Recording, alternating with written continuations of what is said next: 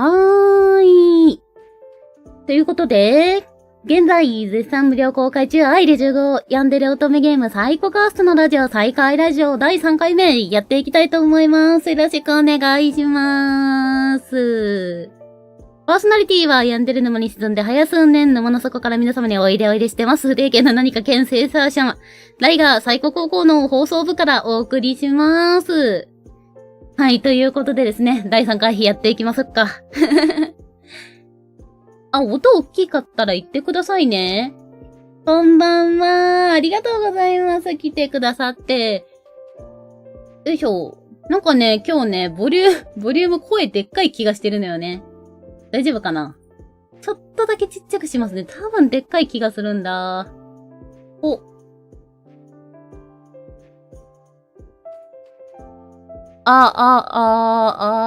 こんぐらいかな。大きかったら言ってくださいね。はい。ではですね、まあ先に今ちらっと映ってるんですけど、改めまして感謝を伝えさせていただきますと、サイコカストのアナザーエピソード01ソーマーシュン、1000DL 突破しました。ありがとうございます。パチパチパチと。はい。ということでね、追加エピソードの方ですね。が突破してありがてえ限りです、本当に。ね、サイコカーストはですね、概要欄にですね、ちょっと見せようか。よ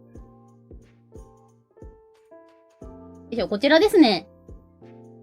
概要欄にブースとノベルゲームコレクションさんのリンクを貼っておりますので、もし遊んだことのない方がいらっしゃいましたら、先に遊んでから来てください。こっから先はもうネタバレしかないです。はい。ということでね、Mac や Windows のパソコンでじっくり遊びたいって方はブース、スマホで少しずつ遊びたいなって方はノベルゲームコレクションさんで遊べますと。毎回ね、これ言うときに詰まるんだよね。はい。ということで、本当にこっから先ね、ゲームの内容とか裏話とかバリバリに話していくんでね、こっから先はもうネタバレがあると思っていただいて聞いてくださいって感じです。ではですね、スケジュール出しましょうか。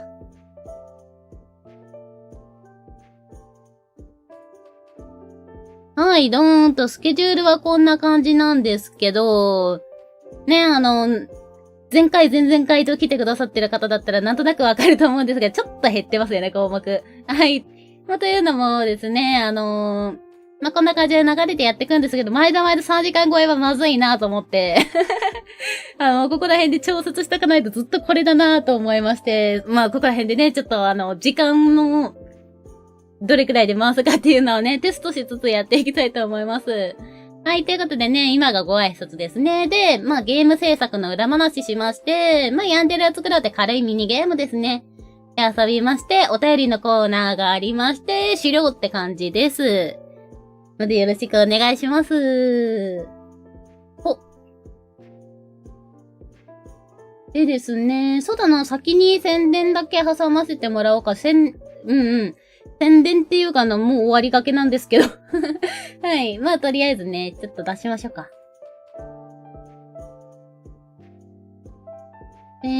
これだななんていうことでですね。バクテカしてる。いや、これが読めるか否かでネットスラングどれだけ知ってるかがわかりません。バレちゃった。はい。ということで、はい、こちらはですね、2月中、バーチャルチョコ募集しております。ということで、もう終わるんですけど、ね、明日までなんですけどね、滑り込みで、ね、彼らにチョコを渡したいなって方は、ぜひやってみてください。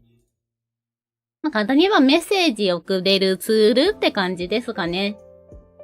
がございまして、送ったら、公式の X のサイコカストのアカウントで、返信が返ってくるって感じですね。で、イベント終わった後にこれ、もらったメッセージのやつ、チョコのやつ、まとめようかと思っております。いただいたのと回答とね。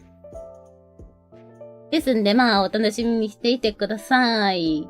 結構いろんな、たくさんのチョコもらえたから、結構長くなりそう。で、ぼちぼちまとめようかと思います。と言ったのと、と今チラーっと流すんですけど、ね、今流れてんですけど、サイコカーストの LINE スタンプ出ました。つい最近。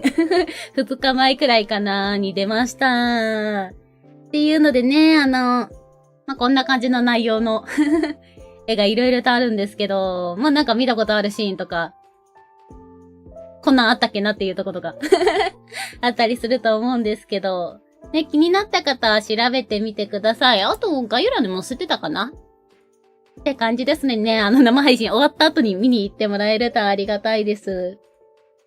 LINE の検索のとこで、スタンプ検索でサイコカストって言ったら、これしかないんでね、即わかると思うんで、ね、気になったら、見てみてください。あ、みずきちゃんかわいい。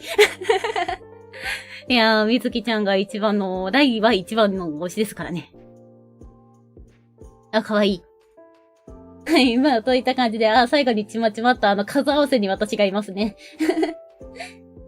結構使いやすいというか、私だったら使うかなみたいな感じのスタンプ揃えたはずなんで、一部ちょっと使いにくいのもあるんだけど。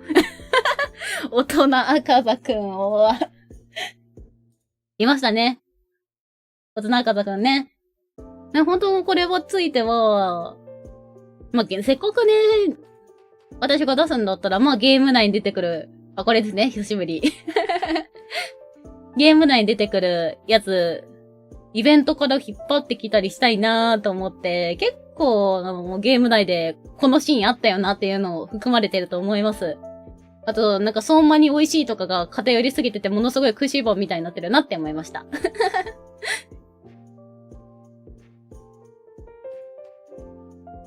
そうだな、ちょっと今スライドしてるから話しづらいけど、あむくんのお遊び結構好きだなというか、ね、全身かけなかったからね、スチールとかじゃ。もう全身こんな感じのポーズでした。な感じだったり、あ、みずきちゃんかわいい。こんな感じでね。ね、ごめんねとかありますね。みずきちゃんのバスケットボールシーン。だから結構ゲーム内にあるイベントのやつとかあったりします。ね、気になったらこれ今スライドでね、見づらいと思うんですけど、調べてみてください。ってな感じかな。そうだ、で、アナザーエピソード 1000DL ダウンロード突破しましたって話だったんで、それについてお礼でですね、相馬くんのクイズを出しまして、ドン。こんな感じのクイズ。彼の気持ち当てられるって感じでですね、クイジーさんで、ほんとミニクイズというか5問くらいの相馬くんが回答してくれる的な感じのクイズ出してますんで、ね、もし気になったら遊んでみてください。これも概要欄載っけてますね。ね、結構、全問正解は難しいんじゃねえかなって感じのクイズになりました。ね、これに関しては他のキャラでも作りたいよねとか思ってます。けどこれでね、たくさん出しちゃうと私の今後のダウンロードお礼とかの手持ち札がなくなっちゃってってなるんでね、おいおい出しますって感じですかね。相馬くんのクイズやりました。お、早速やってくれたんですか？ありがとうございます。難しかったでしょ結構。あれね、3問とかそれぐらいなら正解できると思うんですけど、全問正解は本当初見だとむずいと思うよって思います。面倒な男なんでよ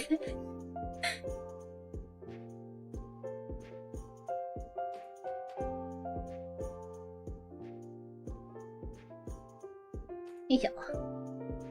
波形のスライド流したかく行きましょうか。って感じで、この後は、裏話かな次は。ですね、裏話のやつで行きましょうか、次。全問無でした。でしょ難しいもん。ひねくれてるというかね、あれ初見でね、全問正解行った人は、すごいと思う。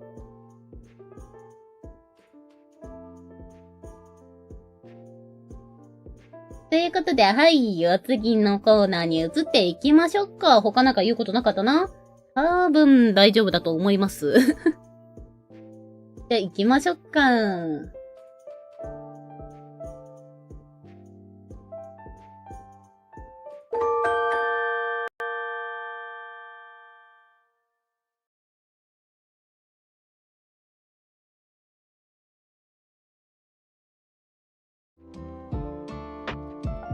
はい。ということで、移ってまいりました。ゲーム制作の裏話のコーナーです。でも、いけた人は相馬ガチ勢。いやね、相馬ガチ勢でもきついと思うよ。全問正解はむずいと思う。だってね、ゲー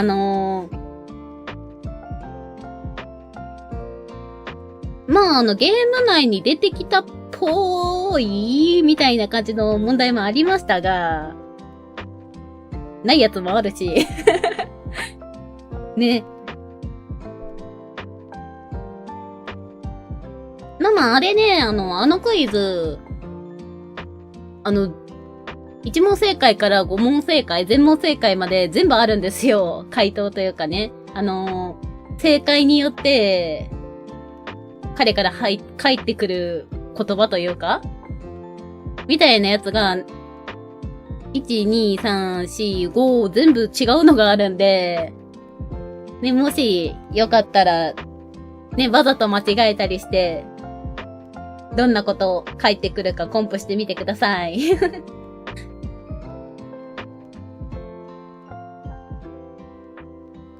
ということで、はい、裏話やっていきましょうか。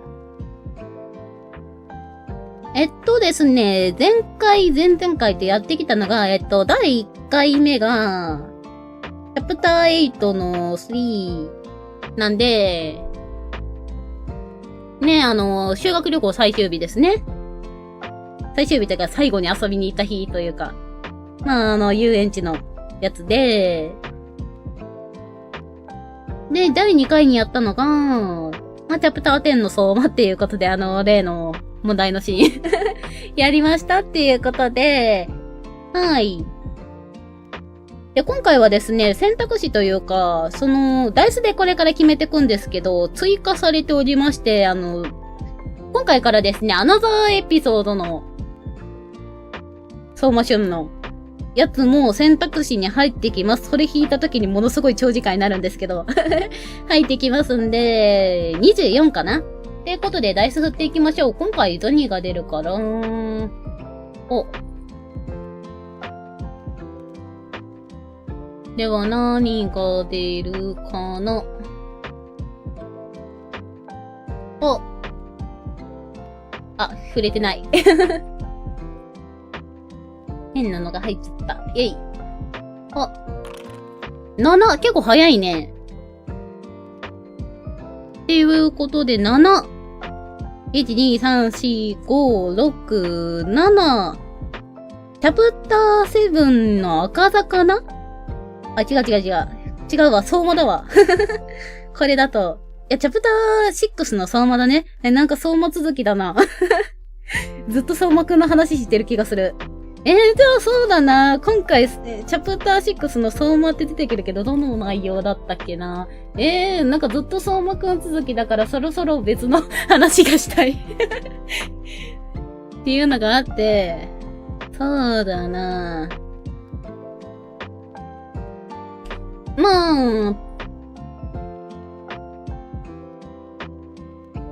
どうしよっか。長さによっては、追加でできたりもするけど、ちょっと確認しますね。チャプターごとにね、長さがね、どこだったっけな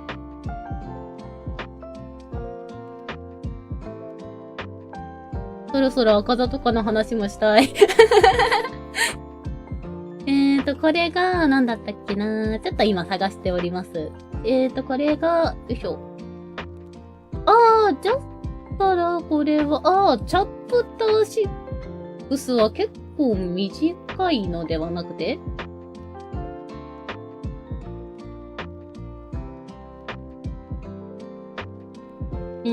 これで、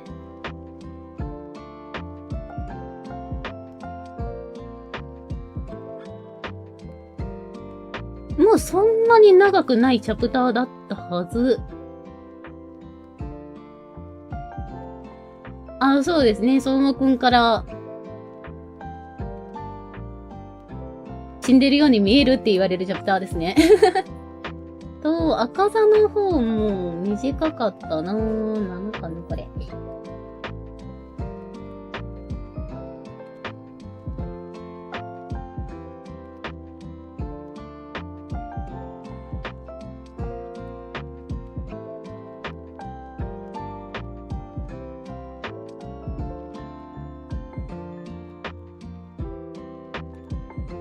今必死で探しております。これは、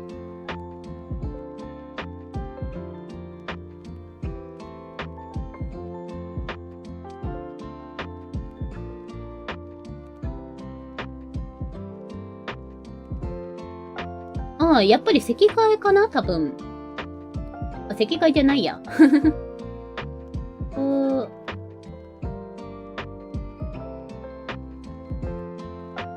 いや、席替えだ。やっぱり席替えイベントだったかな。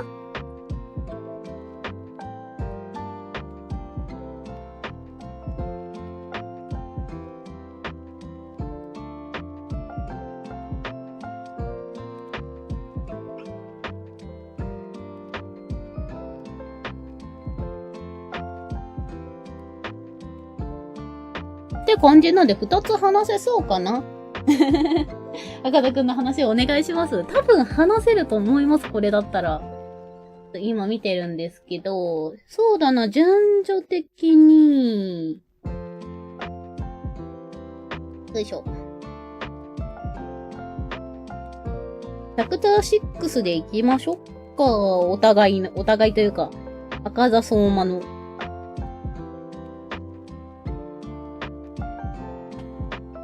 レース行きましょうか、それで。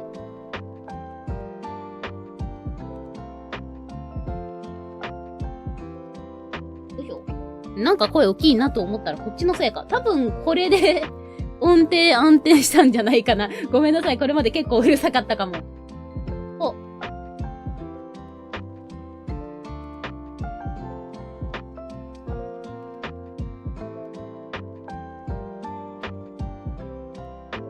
よしよしよし。じゃあちょっと赤田くんの方から行きましょうかね。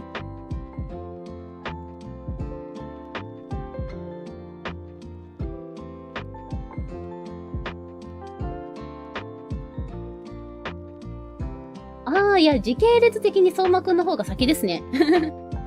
命助かります。よかったです。で、時系列的に相馬くんの方が先かなこれ。うん。だったら相馬くんから行きましょうか。赤田くんちょっと後に取っといて。じゃあ行きましょうか。はい、ここですね。じゃあちょっと音消して。ね、この調子だとね、何回分でこの全部の裏話は終わるんだろうって感じになるんで、今回2回続いてやりまーす。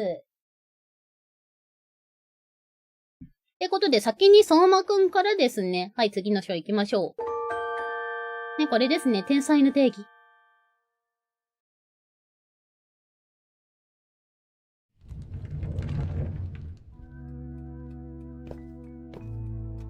ということで、はい、扉の先にいる相馬くん。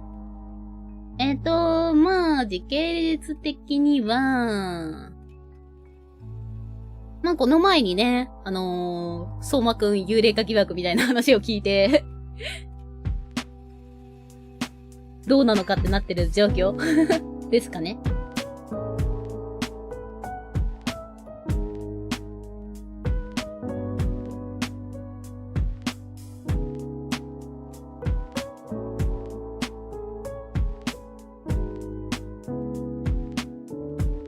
はい。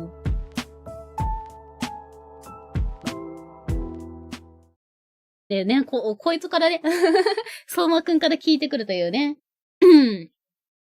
せっかくだから相馬のやつだけやるか。出るかな、今。もしかして、僕の噂聞いたの。で、赤色の選択肢です。っていうので、まあ、ここ特に反応にそこまで大きな変わりがないから、まあ、いい方を引いときましょうか。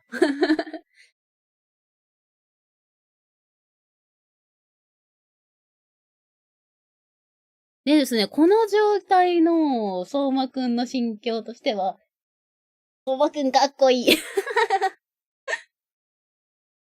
で、相馬でいいですよね。ね、この段階だとすっごくミステリアスだしね。でも、ずっと読めない感じはあるけども。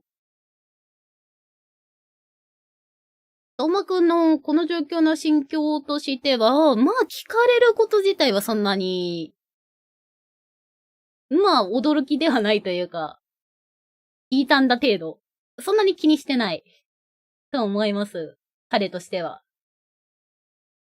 まあ後々わかるけど自分から流してるしね。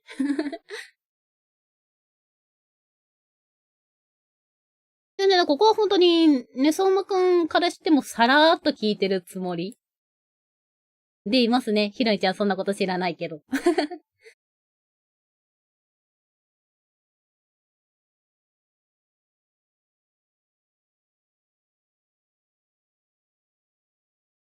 ぼんやりと。まあ、知ってるんだとか思ってますかね。やっぱり、みたいな。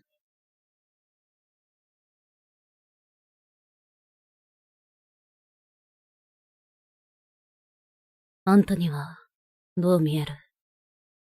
僕、死んでるように見える。で、わざわざ微笑みながら言ってくるんですよね。自重気味な笑顔。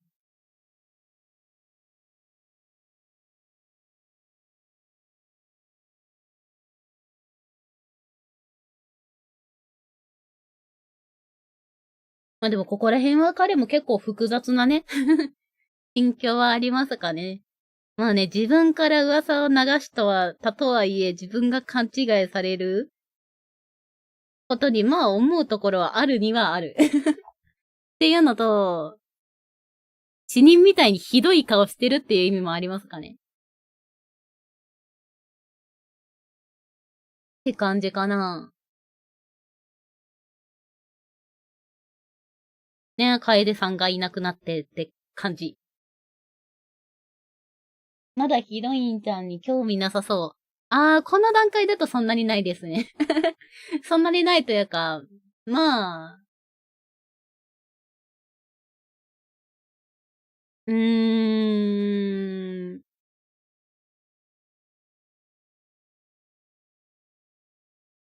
いてもいなくてもいいって言ったらなんですが、たまに来るからからかってるくらいの心境ですかね。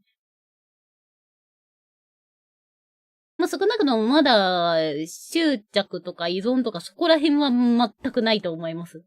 この段階だと。ですね、相馬くんがそっち系統に傾くのって、この次のイベントなので、看病イベがかなり強くてあれが結構彼にとっては、大きな出来事でして、そっからですかね。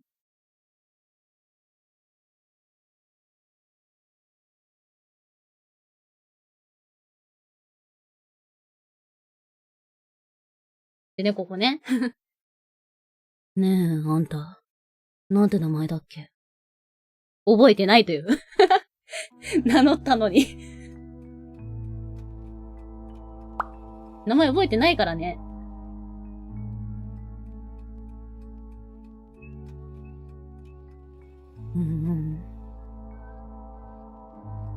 じゃあ、あんたはさ、天才ってなんだと思う？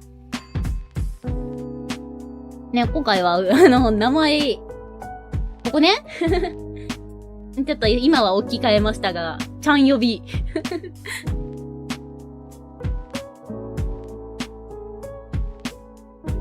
興味ないから名前も覚えてないんだった。そうだった。覚えてないっすよ。やってんな。まあ、その程度でした。まだ。ね、ここね、みんなが、ってなったであろう、ちゃん呼び。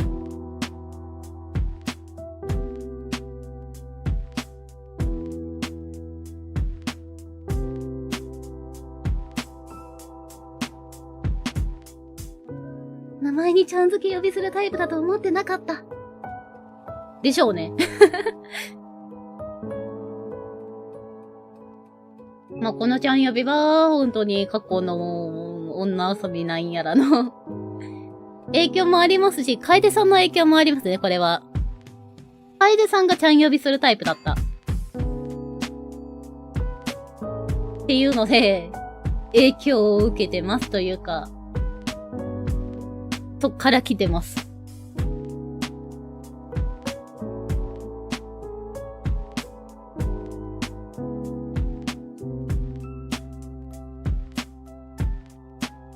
ね、いきなり話題を振ってきた天才ってなんだと思う？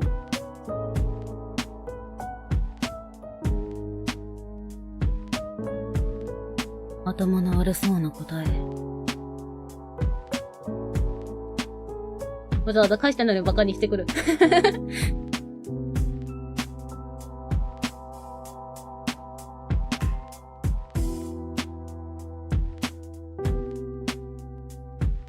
評価されているやつ。だってそうでしょ。どんなに素質のあるやつやでも、評価されなければ天才じゃない。かの有名なゴッホだって生前は評価されなかった。それは時代にそぐわなかったこともあるけど、その時代ではゴッホは天才じゃなかったわけだ。今天才って言われてるのは、死後評価が上がったから。それに、ゴッホが現代に生まれてきていても、今ほど天才とは言われてなかっただろうしね。そもそもあの偏屈で有名なゴッホが SNS 使いこなすとか想像できないし。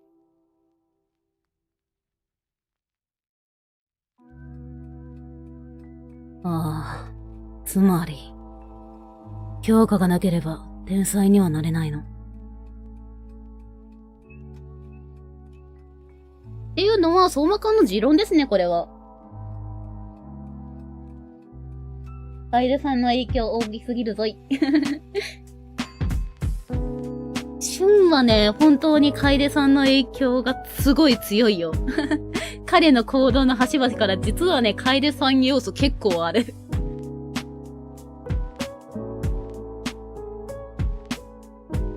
まあ、全クリア特典でも書きましたが、このカーディガンだってね、楓さんの形見ですからね。あ、辛い。まあ、ほんと、安心毛布的なやつです。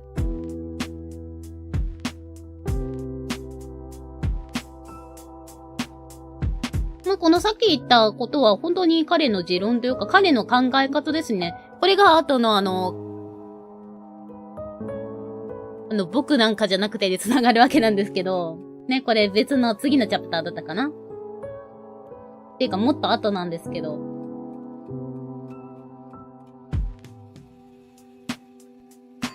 これね、評価されてるやつね。だからこれが後々の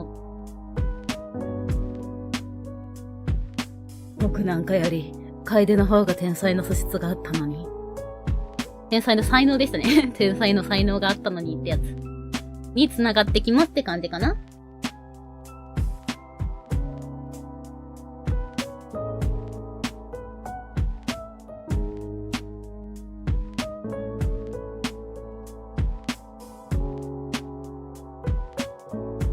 で、まあ結構人の表情から何考えてるか当てるのが上手な相馬くんなんで、結構考えてること当ててくるっていう。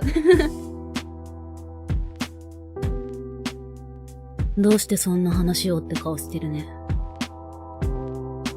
ただの雑談。まあ、僕は天才って言葉嫌いだから、もうする気はないけど。もうする気ないけど。じゃあなんで話したっていうので、天才才って言葉嫌いなのはね、まあ、ほんと、いろいろあったからだね、過去に。って感じですかね。まあね、楓さんに天才とか言われてることもあるし、まあ結果ああなったってこともありますし。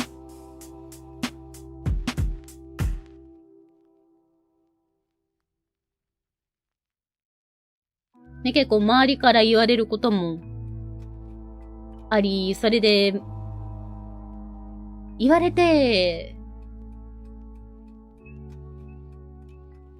まあ、楓さんの気持ち考えちゃってって感じかな。天才って言葉嫌いですって感じですかね。不思議相馬くん。ここら辺の相馬くんほんと不思議くんだと思う。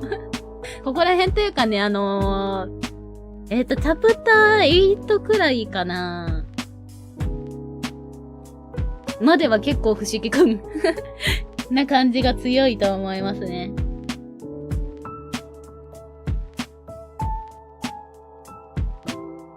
ずっとそこ突っ立ってる気。ソファー座ったら。まあ、でもちょっと進歩ですよ。座ったらって言われてるから。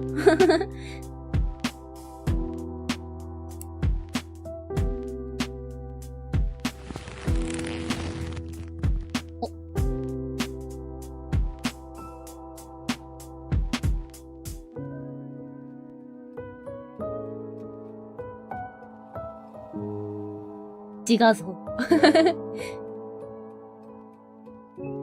まあ、ただし、まあこれは後々わかるんですけど、楓さんの絵ですね。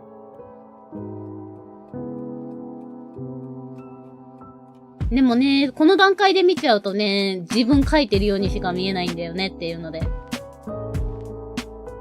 あとまだ、線画というか、ラフの段階かなこの段階だと。だから、まあ、旬じゃないことがわかんなかったって感じですかね。ラフというか、色塗ってる最中かな。なんで、ラフと、色塗ってるのもそんなに、人物じゃないかな。なんで、本当に、塗り始めぐらい。で、まあ全体像がわかんなかったからっていうのもありますかね。光属性の楓さん見てみたい。楓さんはね、結構光属性ですよ。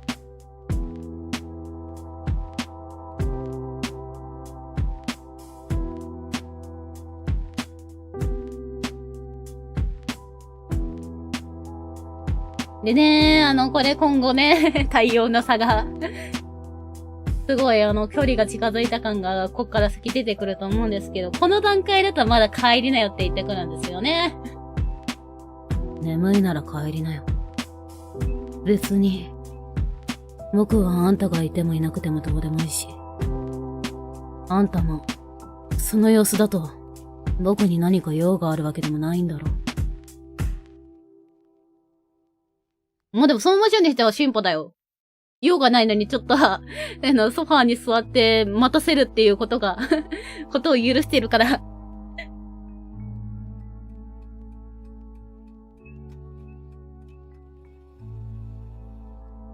まあ普通だったらこの段階でも、まあ彼からしたら歩み寄ってる側には入りますかねって感じですかね。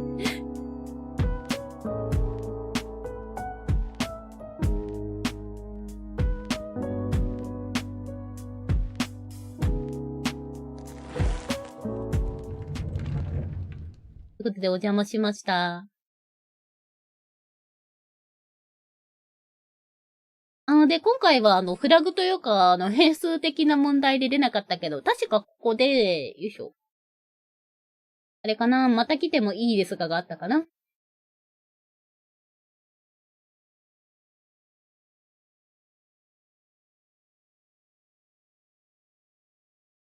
ありますね、この後に。まあ、これは相馬くんのルートに入るだけのフラグがあった場合は、また来てもいいですかが入りますって感じです。相馬くんの心の入り口のドアを開けたくらいの進歩。ほんとそんくらいですね。それくらいは進歩してるよ。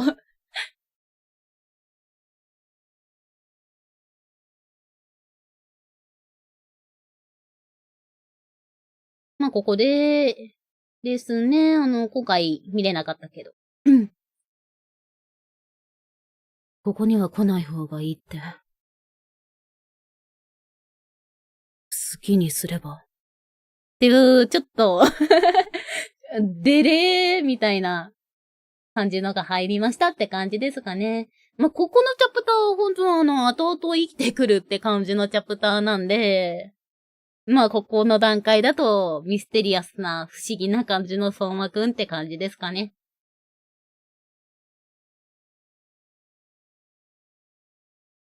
ってな感じですかね。ということで、チャプター6の相馬の方はこんくらいにいたしましょう。じゃあ、赤座くんの方行きますか。チャプター6。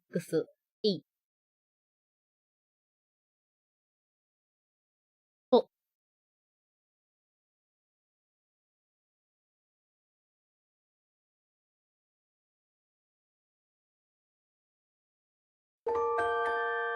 ですね。人気者赤外ということで、赤外エビですね。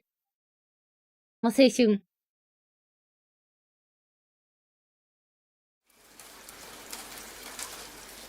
で、まあ、この6月の終わりっていうのは、まあ、これは相馬くんの方のやつにつながるフラグというか、まあ、感じなんで、赤田くんの方とはあんまり。まあ、そこまで強く関係はないんですけど、まあ、暑くなるくらい。半袖になるからです。まあ、梅雨な感じですね。気になるイベント、赤外ね。青春。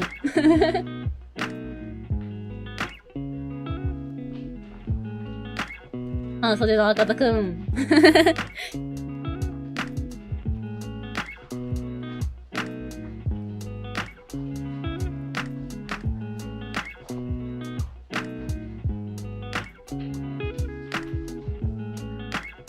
ね、まだひろいちゃんこの段階だと諦められてないんですよね。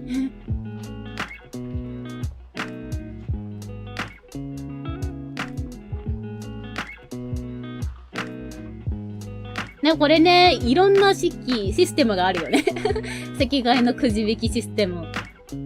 私が見たことあるのは、紙くじ作ってのタイプと割り箸タイプだったんですけど、生徒に番号を書かせるタイプとか。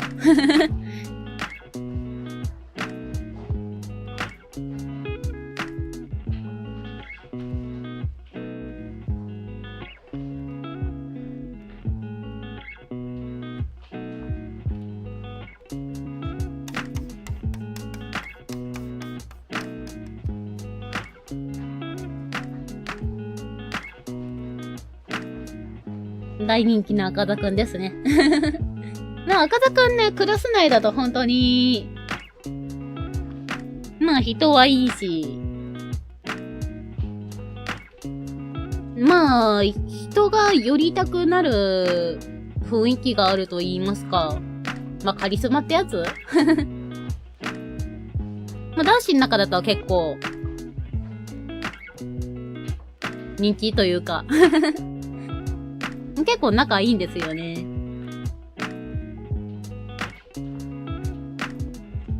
赤田くん結構お高く止まってるようには見えますが。って言ったらなんですが、まあでも、結構クラスに溶け込んでるというか、まあ特別、ものすごい高値の花って位置じゃないんですよね。まあ恋愛対象にするなら高値の花ですけど、普通に接する分には、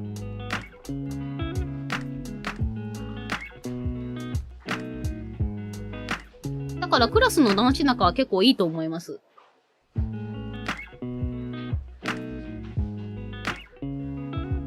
もう紙くじだったんですが、やっぱ紙くじが多いのかな。ね、おじさまですからね。ね。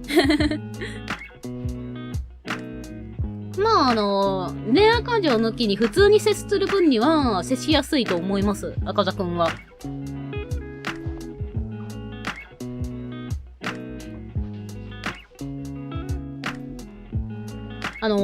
今後ね、怖いとかいっぱい見るわけですがやばいとこいっぱい見るわけですが。まあでもそれ言うて、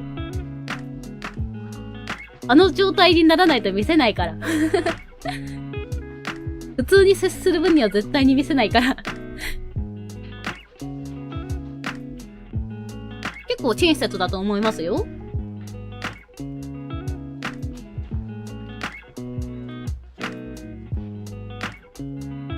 中田くん、当たり席。窓際ね、青春の席ね。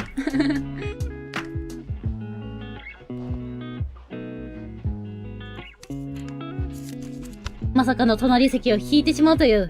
で、これが運命ですかね。嫌な運命だな。今後の展開考えると。普通にラブコメする分にはすごいいいけど、今後はああなるからな。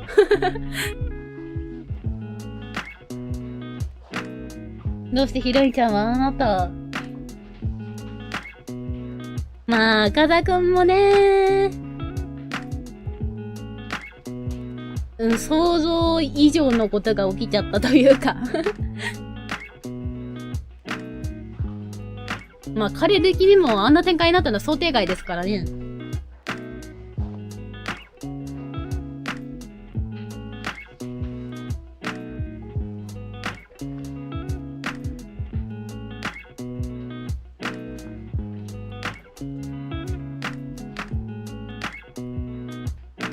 ただちょっとね、このシーンというか、このイベント、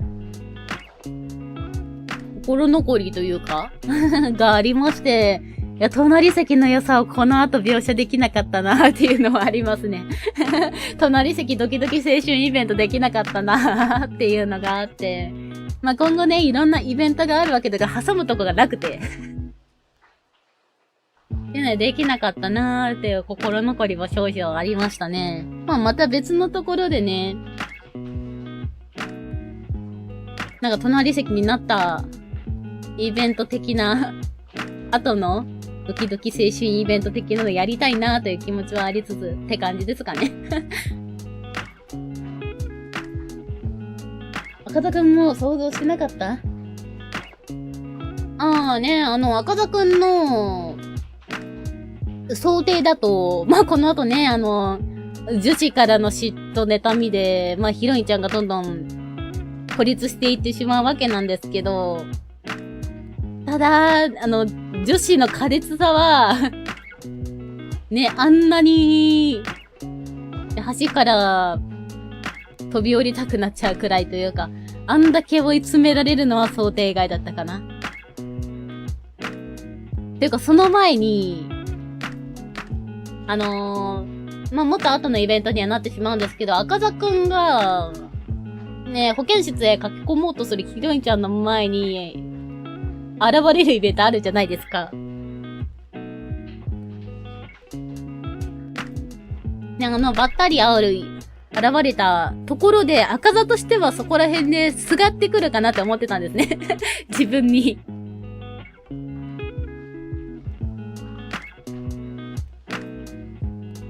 あそこら辺で助け求めてくるかなとか思ってたんですね。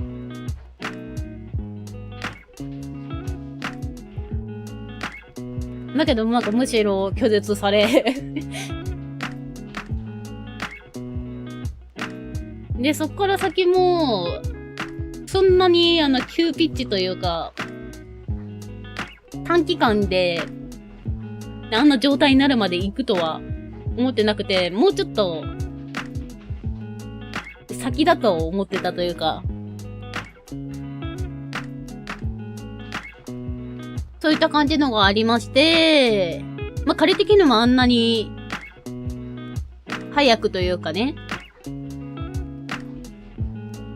そういう行動に出てしまうのは予測外だった。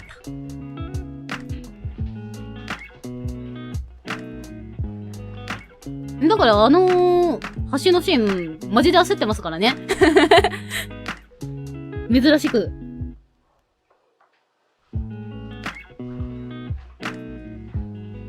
ですね。隣席は教科書見せてもらったりとかね、いろいろありますよね、イベントね。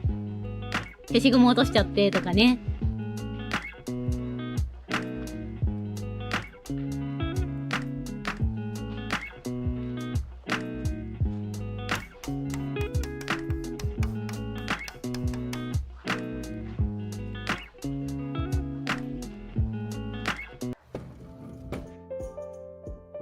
ね、そこいい席。窓際から2列目一番後ろの席。ね、クラス内の教室内の当たり席の一番いいとこじゃないここ。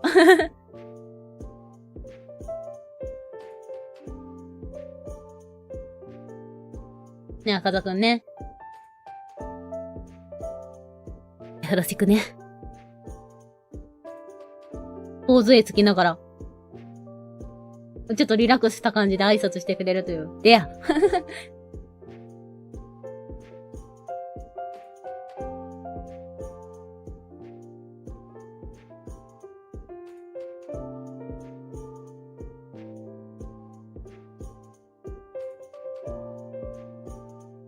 ねえ、もっと隣席イベント書きたかったな。まあ、また機会があれば書きます。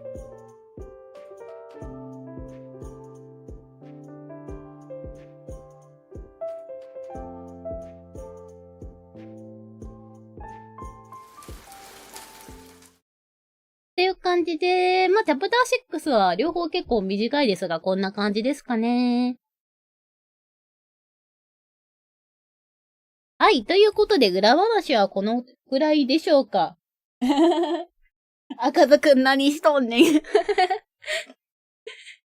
あれがね、追い込んじゃったやつの話かな。いやー、読めなかったね。彼もね。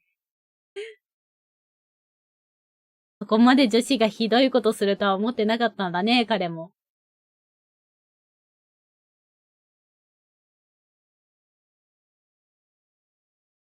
まあね、赤座くんはね、結構ね、恋愛関係だと、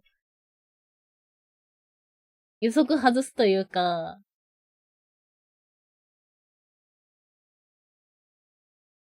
結構わかんないこと多いと思う。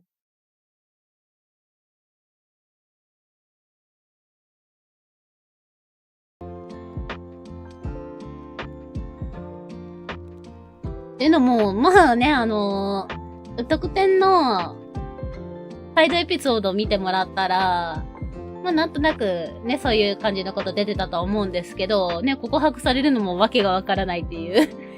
告白する心境がわけがわからないとか、時間の無駄だろうにとか思ってたし、そういった感じの恋愛面については、結構弱いというか、知識がないんですね。理解ができないかな。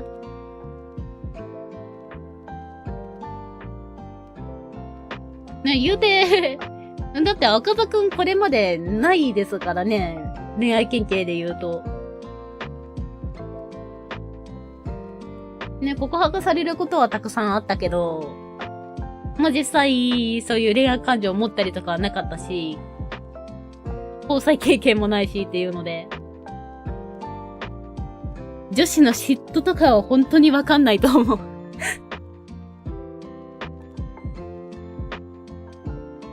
まあ、ある程度、こういったことするかな程度はあると思うけど、ただあそこまでひどいことするとは思ってなかったと思う。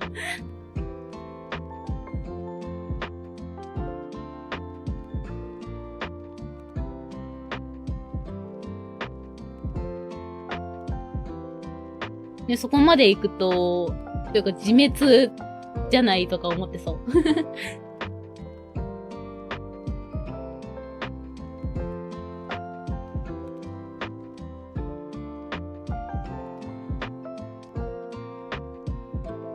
そこまでする必要あるとかね。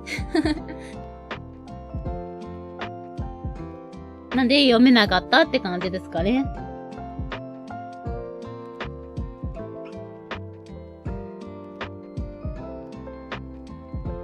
ということで、次のやつに行きましょうか。ミニゲームですね。ということで、移りまーす。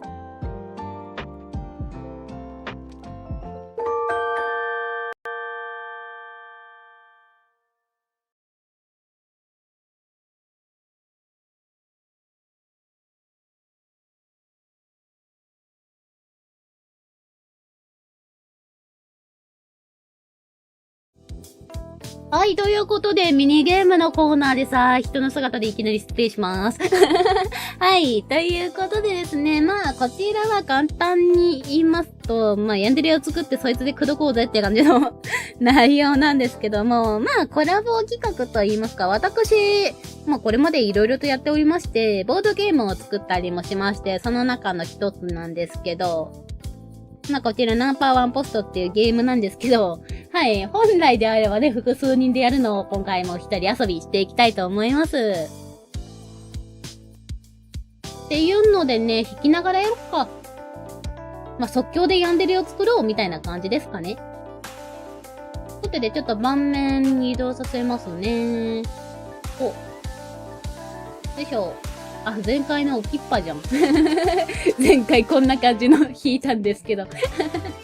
はい。まあ、こんな感じでですね、どんなあの子か決めて、手持ち札でなんとか口説き文句を作ろうぜって感じです。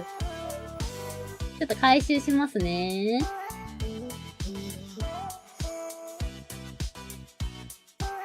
性別だ、よいしょ。引いて、はい、これで綺麗になったかな。っ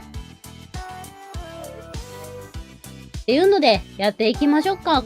今回はね、裏話2つやったから、1回だけやろうかなって感じにしましょうかね。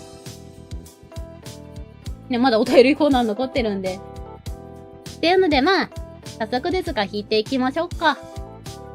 こちらのゲーム気になった方は、私のブースのサイトでね、公開しておりますんで、まあ気になったら遊んでみてください。無料版ありますので、もし同じ、一緒に遊びたいって方がいたら遊んでみてください。私みたいに一人遊びしても楽しいかと思います。ということで弾きながら、どんなあの子か半人前らしい。性格は、几帳面な。なるほど。性別はね、大体女の子なんですけど、普通に女の子ですね。で、場所。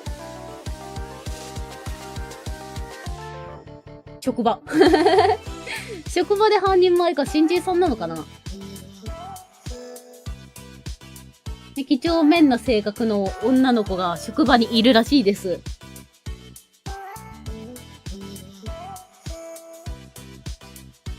っていうので、よいしょ、金色のカードの方も引いていきますね。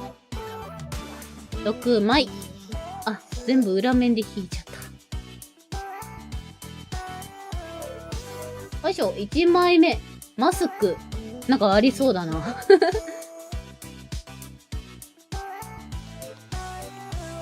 ゾンビ。おっと。定期券。なんかありそうだな。職場に持ってそうなものが。お、壁ドーンだ。あと2枚。よいしょ。買ってきて、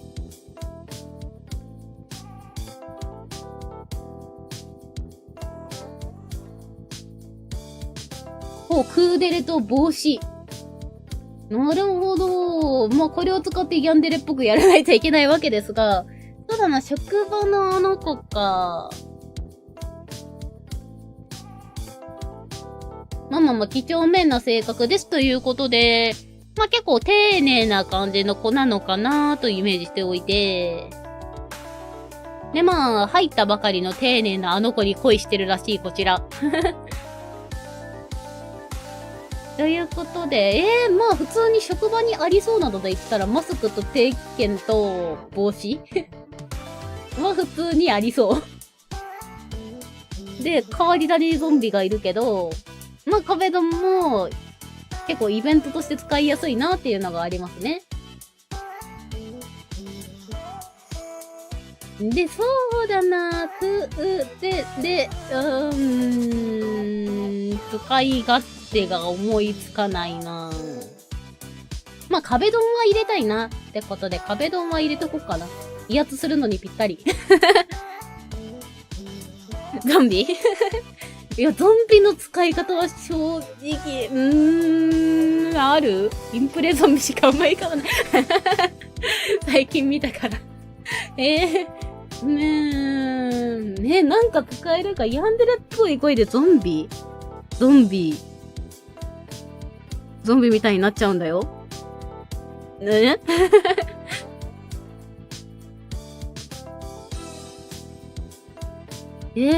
ゾンビ。まあ、一気にファンタジー方面に持っていけば使えないことはないのか？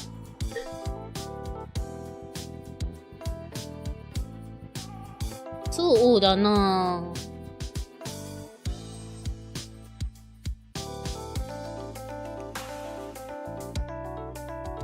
もうゾンビ使うんだとしたら、一気に世界観を、ね、ゾンビパニックというか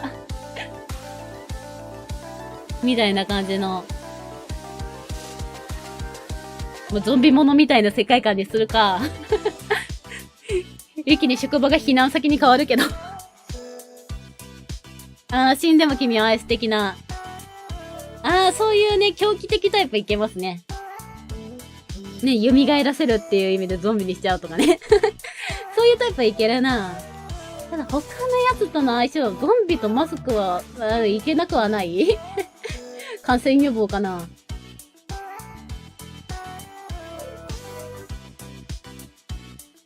定期券。電車の定期券とかだろうけど。まあ、普通にマスクと定期券とは使えそうなんだよな。で、帽子とかもね、青春ものというか、ラブコメあるある帽子が飛んでみたいなやつ、できるっちゃできる。あと帽子目深に被ってとかもあるのか。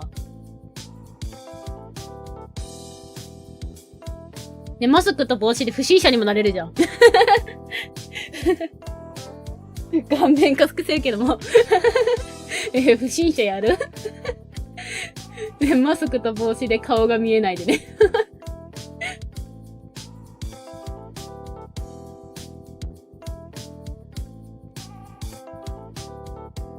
まあ、ありそうではあるけども。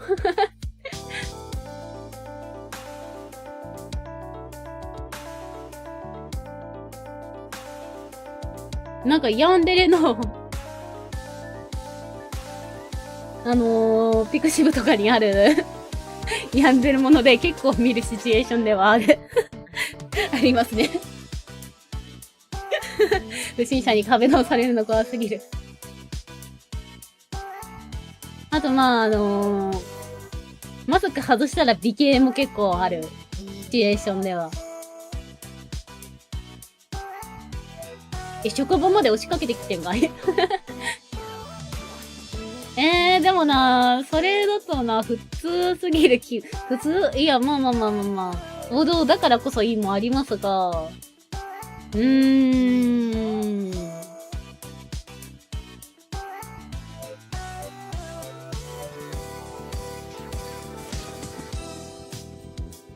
審者ヤンデレ行くできるっちゃできるよ。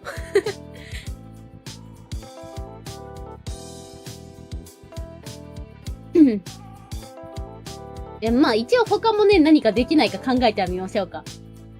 そうだなぁ。まあ、ファンタジーで行くならゾンビ。ね、君を生き返らせたんだ、的なやつ。ただな、職場である理由があんまりないから。いや、もう思い出の場所かもしれないけど、出会いの場所とかね。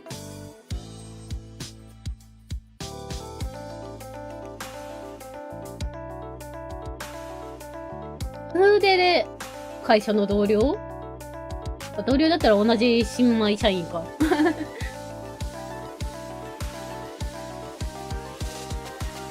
なんか変な執着理由とかで定期券を使うのもありだな。あとそっか、話のネタとしてゾンビ映画みたいとかも使えますね。同じのが好きでーってやつ。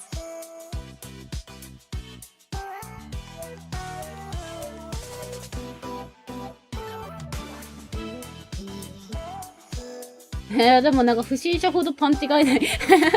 パンチがないというか。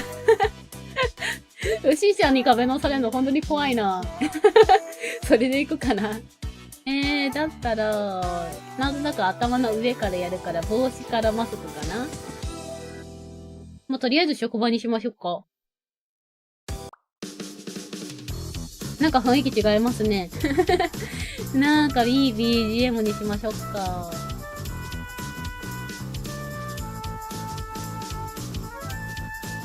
どんなにしよう。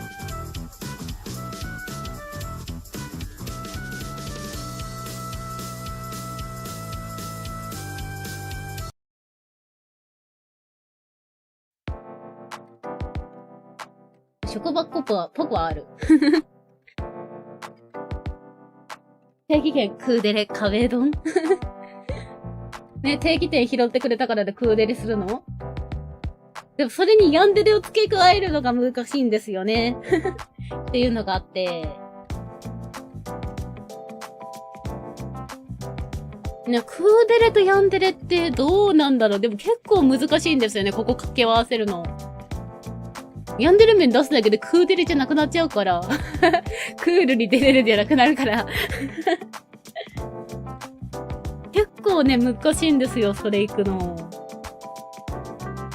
クールにヤンデレるってどんな状況だ？クールにやばいこと言うってこと？それは果たして出れるのかっていうのがあって。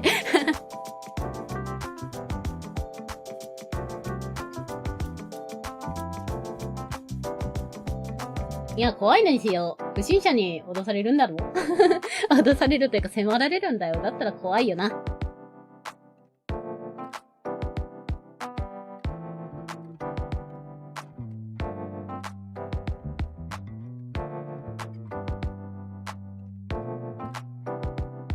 じゃあ、こんぐらいにしましょうか。お。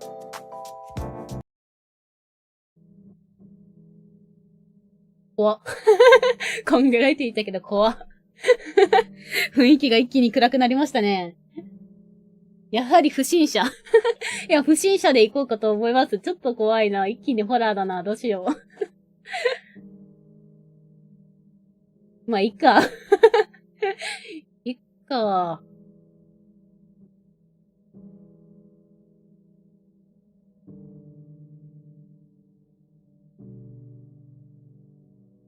じゃあ、とりあえず、やってみましょう。怖。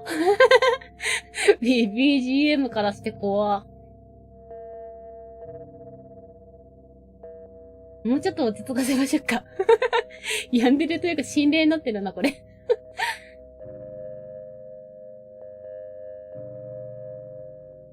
だったら、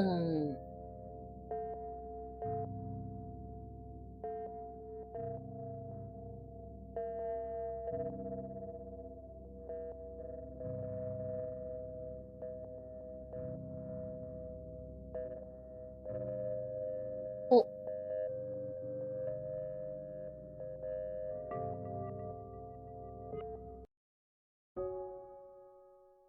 静かだな。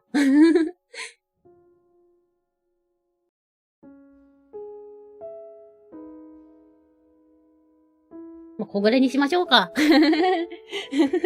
さっきまでのめっちゃホラーだったんで、ちょっとマシにしました。はい。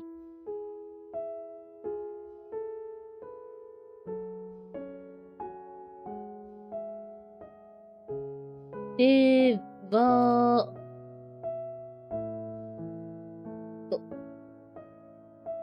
ちょっと悲劇的すぎるかな。いけるか？ね、今ごめんなさい。今結構 BGM コネコネしてます。コネコネというか BGM 選びに悩んでおります。やりたいのがね、系統がちょっと難しい。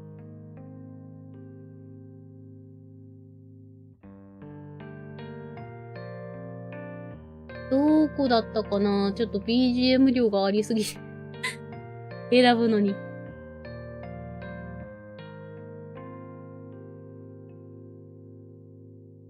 でもなんかもはやさっきのホラーが正解な気がして、来た。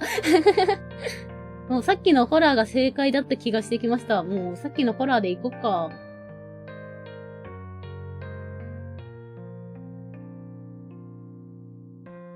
なんか一瞬待ってこれが正解な気がしてた。ね、前からストーカーしてた不審者。いや、もうそれで行こうかと思ってます。なんかこれが正解な気がしてきました。はい、すみません。お待たせいたしました。ちょっとやっていきましょうか。本当にアドリブなんで、ね、うまくできるかわかりませんが、不審者やっていきましょう。ということで、まあ、どんなあの子かというと、まあ、半人前のあの子で、性格几帳面な感じの女の子です。といった感じで、場所が職場ということで、私職場に嫁るらしいですと。で、シチュエーションといたしましては、ね、職場、そうですね、もしかしたらね、仕事終わりとかね、残業とかしてね、一人残っちゃったのかもしれませんね。っていうので、まあ、半人前ということで、ね、ちょっと作業が遅くなっちゃってっていうの、誰か残ってやるよとは思いますが、まあ残っちゃったんでしょう。っていうので、そうだなぁ。もうそこに嫁りましょうかね。怖っ。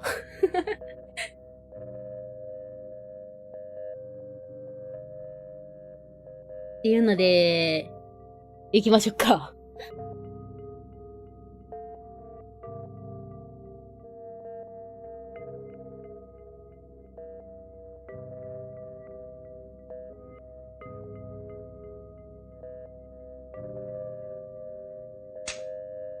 はい、ようやく出てきた。はい。女の子一人で帰るの危ないから、俺送りますよ。誰って。ああ、こんなに帽子かぶってマスクとかしてたらわかりませんよね。ほら、外して。知ってますよね。前、俺の落とした帽子拾ってくれて。覚えてない。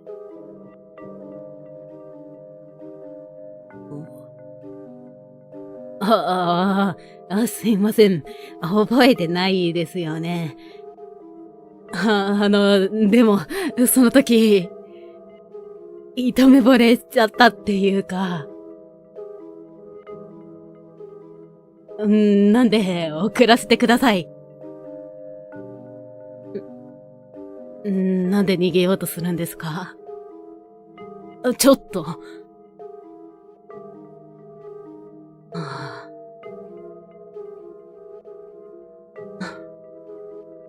こうしたら、逃げられませんよね。壁ドンってやつ初めてしました。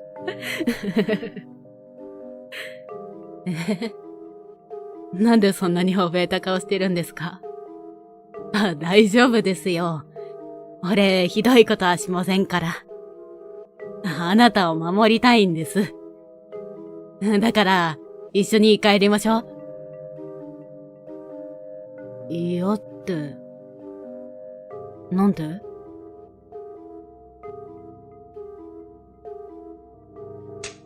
はい、めっちゃ怖え。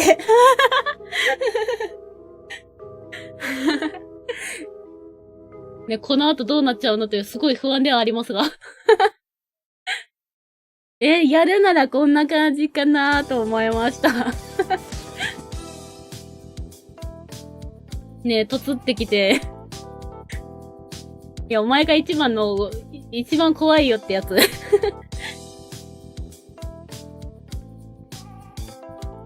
ていうのでね、まあ、なんとなく何かに執着というか、今回なんか帽子拾ってくれたことで一目惚れしてましたが、執着してる不審者系でいこっかなーって思って。あとね、もう一つ思い浮かんでたのが、都市伝説タイプというか、ね、そういった感じの人外タイプもありかなとか思ったんですけど。ね、結果として、まあ普通に怖いやつね、落ち着きましたね。好きです。よかった。よかった。どこで切るか悩みました。いや、これ以上、やってももうカード使い切ったなと思って。あそこで切りましたが、まあこの後どうなっちゃうのですね。まあ多分、こいつだったら家の場所とか全部知ってるんで、もし逃げたとしてもついてきますね。終わってる。こんな感じの遊びです。いや、他のやつもちょっと面白そうとは思いましたが、今回はこんな感じで、ありがとうございました。じゃあ、次のコーナー移っていきましょうか。お便りのコーナーですね。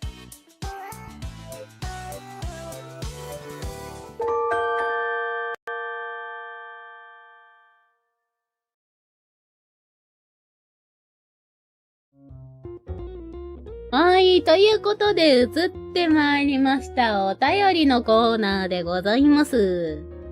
ということでですね。はい。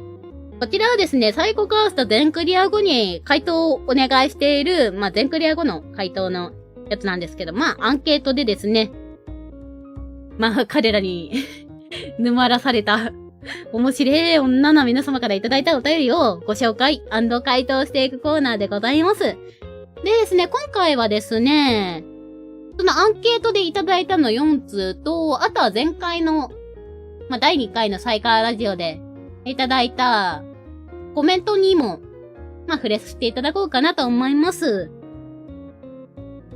ってことでね、たくさんのご回答お便りありがとうございます。というのでやっていきましょうか。じゃあ、まずは1通目ですね。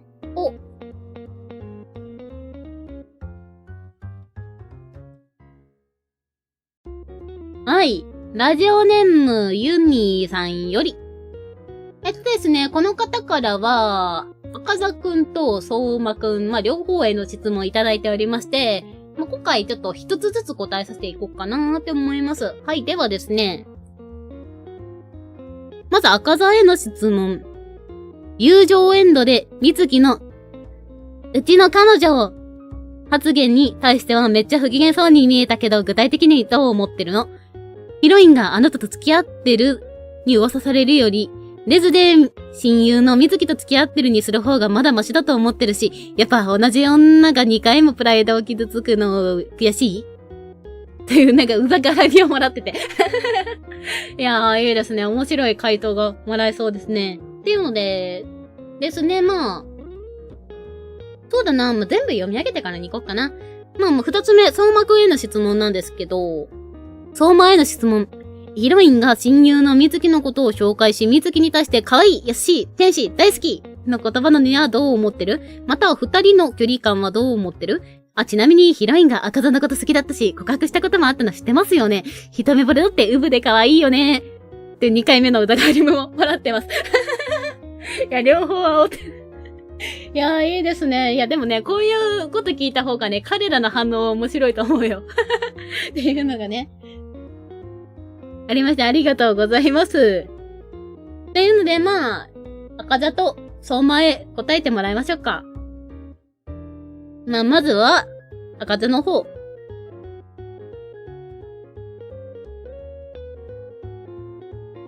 別に、どうとも思ってないよ。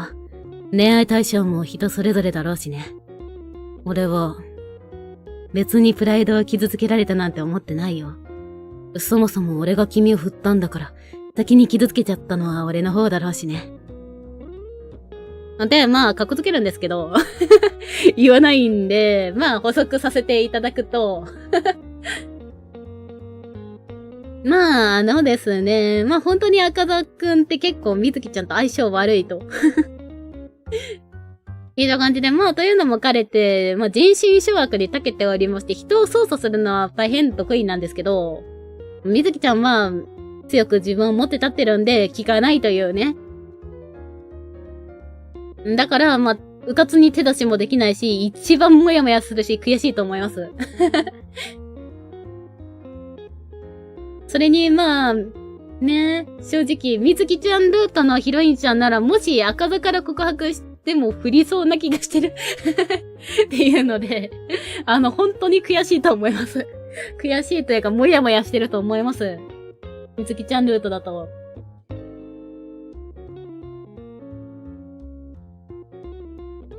といった感じです。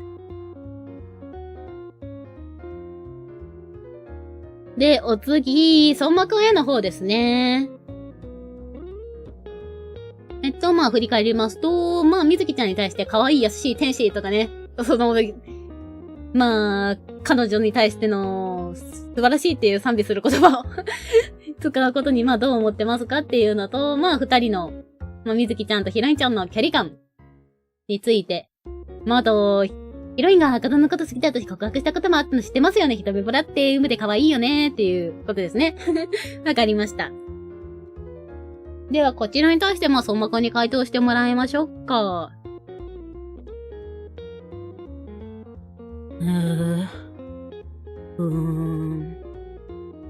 そのみずきちゃんって子の方がいいの？僕より？その子はさ、あんたはこうやって抱きしめたことあんの？あるんだ。それ、僕にこうしてギューってされるより、ドキドキした？ねえ、教えて。この浮気者。わからせてあげないといけない。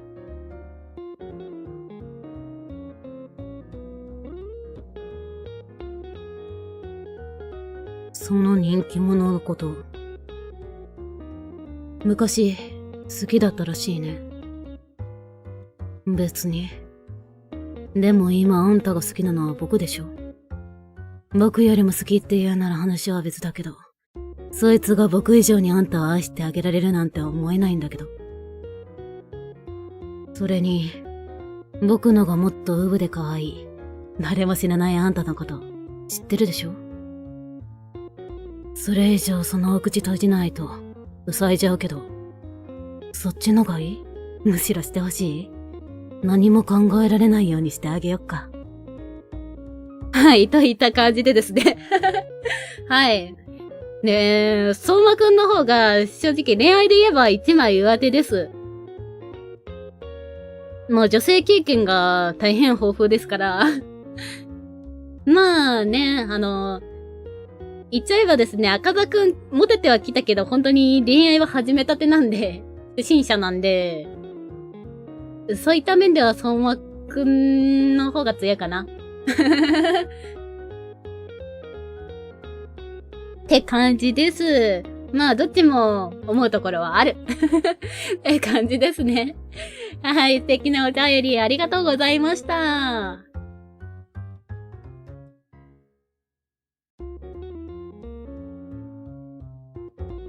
では、お次行きましょう。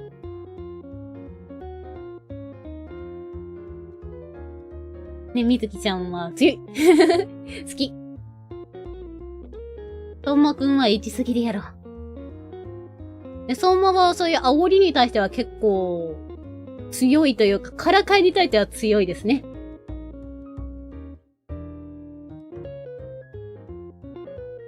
ということで、お次、ラジオネーム、とこめさんより。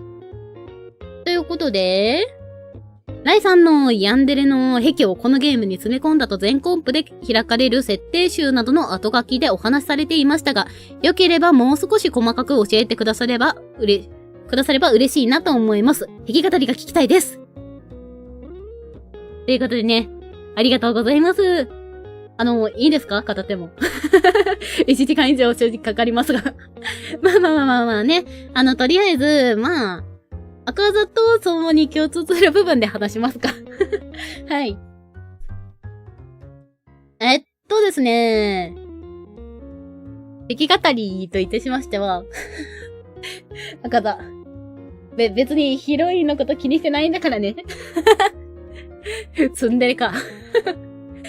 いやでも、赤座の場合はデレがないんだよな。デレがないのは出れないんだよな、そこまで行くとね。はい。で、話を戻しますと、まあ共通する部分で言うと、自覚のあるヤンデレというものが好きですね。まあ自分が優れてる自覚がある。そして自分がおかしい自覚もある。相手に迷惑をかけることもわかってる。でも止まれるはずないよね。ってなってるタイプのヤンデレが好きです。まあね、何度も考えて葛藤した末に好きだから仕方ないよね。で開き直っちゃうタイプのヤンデレが大好物です。まあというのもね、私はね、まあ私らヤンデレの心情描写が大好きな変態でしてまあどうしてそんなね思考に至ってしまったのかとか、過程をしっかり積み上げてるのが好きというかね。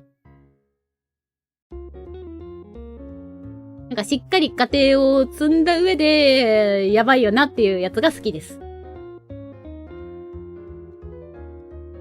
まあどっちもそんな感じあったと思います。まあどっちも自分がやばいことしてる自覚はあります。止まらないけどって感じですかねまあ、ちなみにこれらのね、積み上げについては語られててもいいし、まあ、ね、サイカのヒロインちゃん視点みたいにね、全部語られてなくて、でもそこはかとなくにじみ出てる感じもいいですねって感じ。まあ、つまりはね、感情の裏付けが欲しいんですね。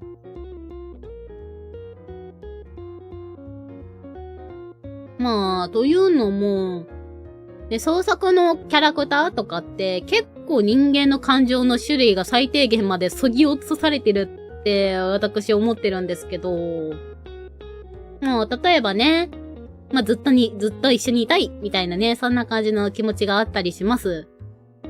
でもなんか創作の中だと結構、だって君のことが好きだからで、まあ片付けられがちというか、みたいなところがあるんですけど、まあでもこれね、リアルの感情で持ってくると、まあその君のことが好きだからとか、そういった感じの言葉にはですね、まあ君がいなくなって一人孤独になるのが怖いだとか、独占したいとか失恋したくないとかね。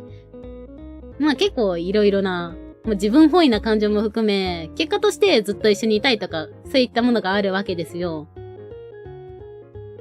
まあ、例えばね、その君のことが好きだからの中には、まあ、もしかしたらお金の話だったりとかもあるかもしれませんと。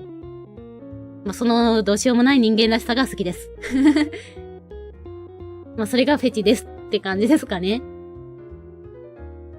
ね、まあ、ヤンデレに戻ってくると、まあ、その思考の積み上げがあった上で、だって君のことが好きだから免罪符にして開き直っちゃうのを見ると、これってなります。ね。ヤンデレだとね、結構ゾクゾクするのが好きかなーって思いますね。ゾクゾクで怖いやつが好きですかね。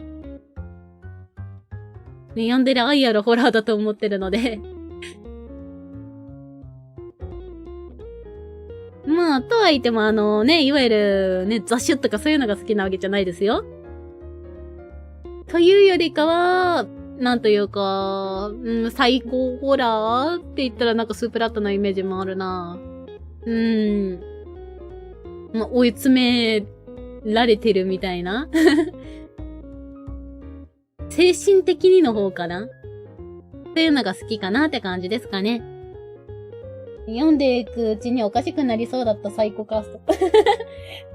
初めてやって全員の見たとき変な声出ました。変な声出た。もう、サイコは、ほんと最初の方はただただ青春してるんですよね。本当に青春してて、なんで最後の展開になるんだよってぐらい青春してて。ただまあ結構彼らの中では、まあこうなるよなって感じの手順というか順序は踏んでますね。ライソンの壁、私には刺さってですね。あ、よかった。よかった、お仲間がいた。ね、こちらね。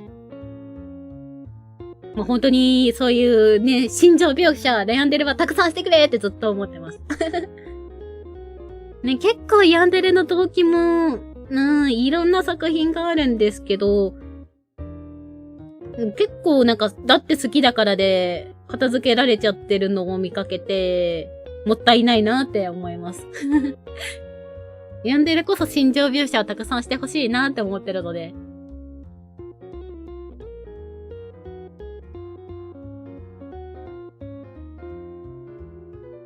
心情描写とか描写しなくてもいいから積んでてほしいなって。なんとなく伝わる感じがあればいいなって思ってます。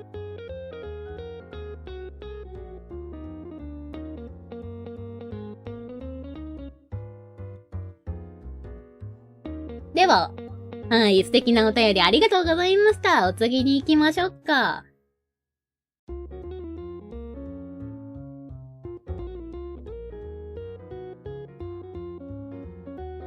はい、ということで、3通目。こちらね、ラジオネームどうお呼びすればいいのかなとずっと思ってるんですけど、ちょっとラジオネームのマーク出ないんですけど、じとめ、みたいな感じで顔文字なんですよね。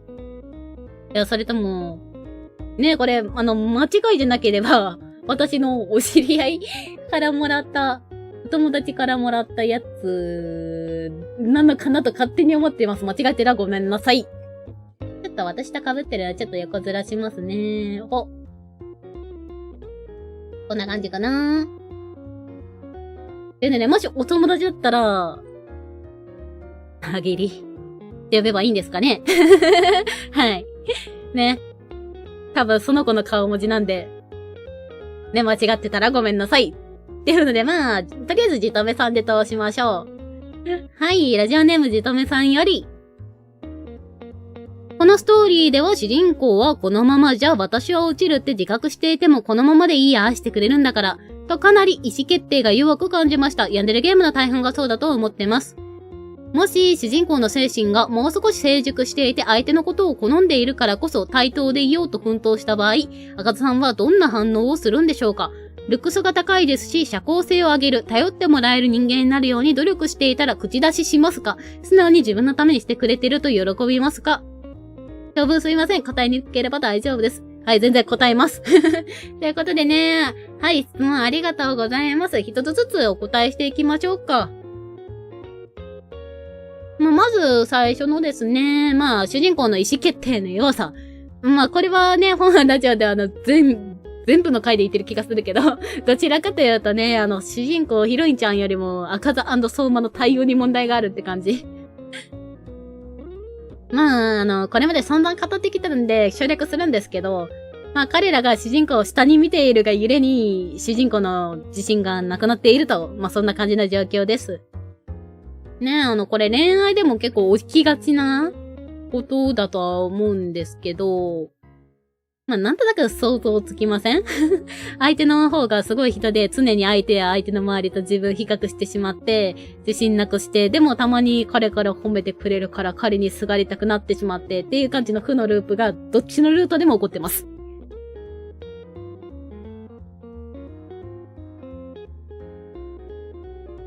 こちらに関してはね、前回前々回についても、あとは公開しているサイコガースの Q&A にも載っております。概要欄に載ってます。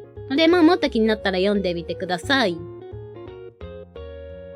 で、本題です。主人公が対等でいようと努力した場合、赤座がどう反応するかというと、これね、意外と普通に喜びます。口出しっていうか、どちらかというとアドバイスしてくれると思います。というのもね、彼、赤座くんね、別に、主人公ちゃんへの監禁願望があるわけではないんですね。赤座にしよっかな。正直話す気はさらさらありませんし、必要に駆られたらしますけど、てかしたルートありましたけど。でもね、彼的には、赤座くん的にはできれば普通に恋人したいって思ってます。というのもね、赤座くんからしても初恋なんですね。で、結構普通のデートとかしてみたいとか思ってます。ね、彼もヤンデレの前に男子高校生なんで。結構、そういう、あるあるのデートしたいって思ってるよ。なんで、だから、主人公ちゃんが自分磨きして自分に見合う人間になろうとするなら大歓迎ですね。離れようとしないなら。もしその上で離れようとするなら、分からせられるんじゃないですか。って感じですかね。って感じです。素直に自分のためにしてくれると喜びます。赤座くんは普通の男の子である。はい、結構、ね、普通に、男の子してます。ね、ちょっと、圧の強いところもありますが。まあでも言うて彼も男子高校生。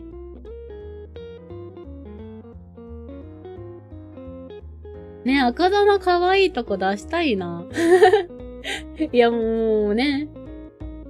赤田くんは結構普通に男子高校生してるとこあるんですよ。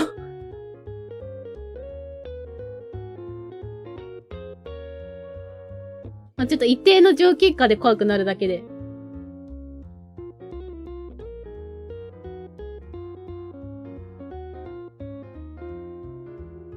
はい。ということで、お次行きましょうか。お、素敵なお便りありがとうございました。では、お次。はい、ニックネーム、モカさんかなねえ、ラジオネームモカさんより。相馬くんのメリバルート後は、ヒロインちゃんはいじめられたままでしょうか？ままなのでしょうか？ということで、はい。こちらに関してですね。まあそうですね。しばらくはいじめは続いたままかと思います。まあ相馬くん的にも結構それ都合がいい状況なんで。まあただしばらくするとですね、まあ相馬くんと帰る姿が目撃されたり、まあ彼牽制しに来ると思います。まあそしたらですね、相馬くんハッピーみたく忘れられていくでしょうねって感じかな。ただしばらくは相馬くん的にも自分にすがってくるから都合が良くて放置すると思います。はい。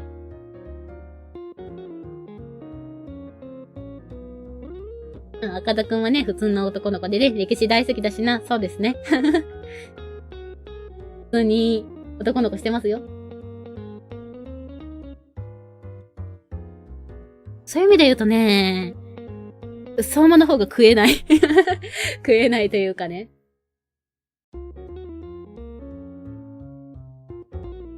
相馬くんの方が手の上で恋愛面的には転がされること多いと思うな。赤座も成長したら、もうそんなね、恋愛経験ないとかないから。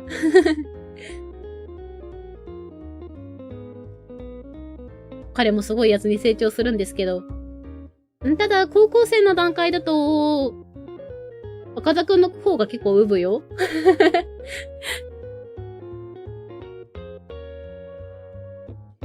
ね、相馬くんの方が厄介すぎる。相馬くんは、まあね、まああんまり良くないこととはいえ経験があってしまうので、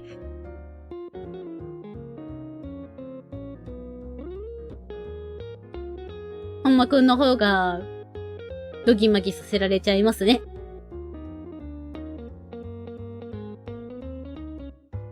赤座くんは結構ウブなとこあるよ。って感じですかね。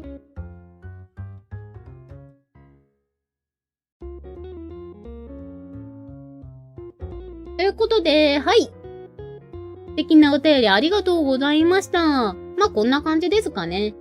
でですね、アンケートでいただいたお便りは、一回ここまでにしまして、次、生配信でもらったやつに答えていきましょうか。ちなみにですね、生配信っていうか YouTube 前回のサイカーラジオのコメントでいただいたやつだね。まあ、YouTube コメントのため、お名前は伏せさせていただきましょう。ラジオネームみたいに指定できないからね。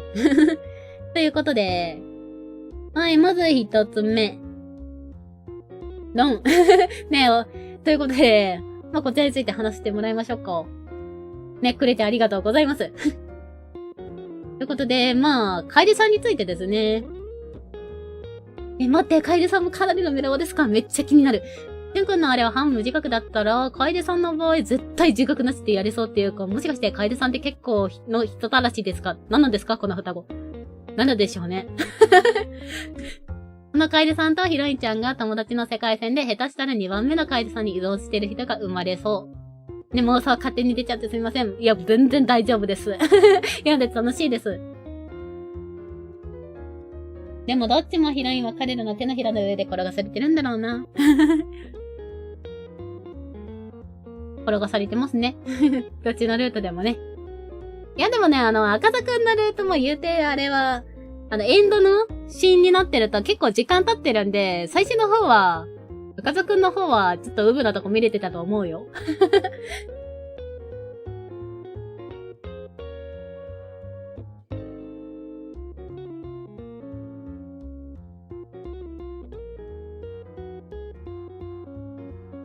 ね、最初の方だと手繋ぐのも結構ドキドキすると思うよ。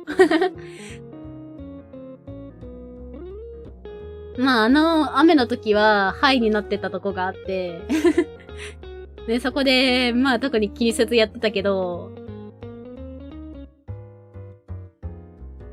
いざデートで手繋ぐとかなったら、ドキドキすると思うよ。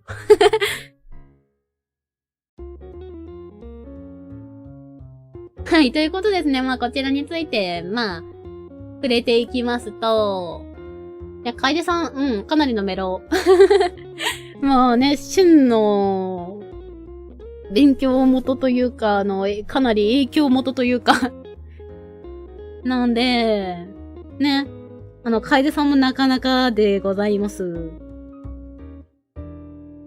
ね、楓さんはね、まあ結構、光属性って、言ってるんですけど、まあ、あと、旬の方の階層で、ね、楓は、ね、告ってきた子みんな律儀に振ってたみたいなことありましたが、まあ結構、まあ誠実だしっていうので、かなりモテてました。あれですね、今いる赤座くんのポジ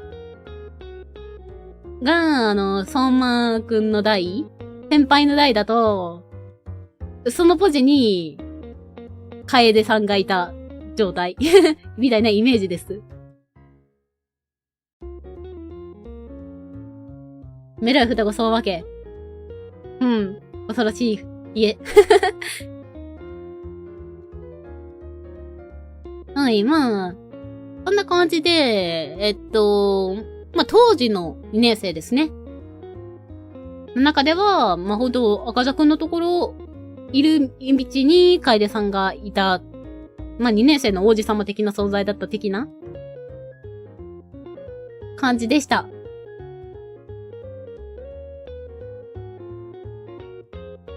まあ、性格は全然違いますけど。赤座くんとは。まあ、結構、ふわふわした感じ天然入った感じで、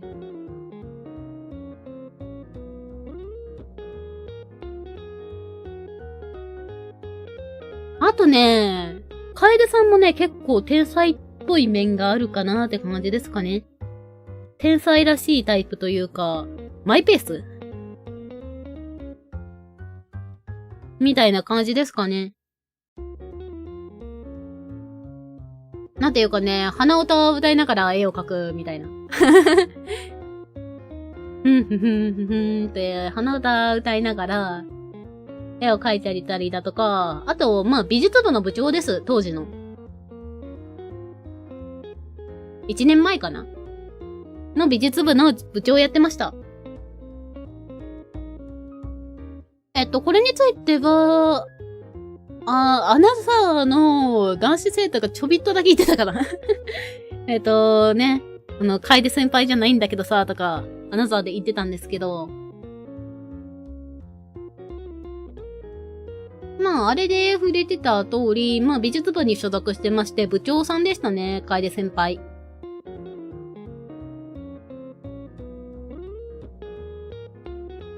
ますます楓さんルートやりたくなる。ねえ、ちょっとお時間ください。ねえ、今シナリオ書き始めたところで、ねえ、楓さんもしっかり性格とか決まってるんですよ。まあ、イフの世界なんですけどね。今ない世界なんですけどね。ただ、まあ、旬の兄だから。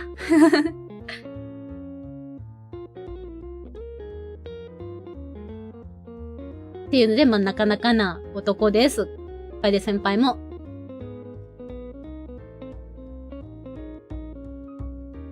といった感じですかね。まあ、楽しみにしててくださいって感じです。はい。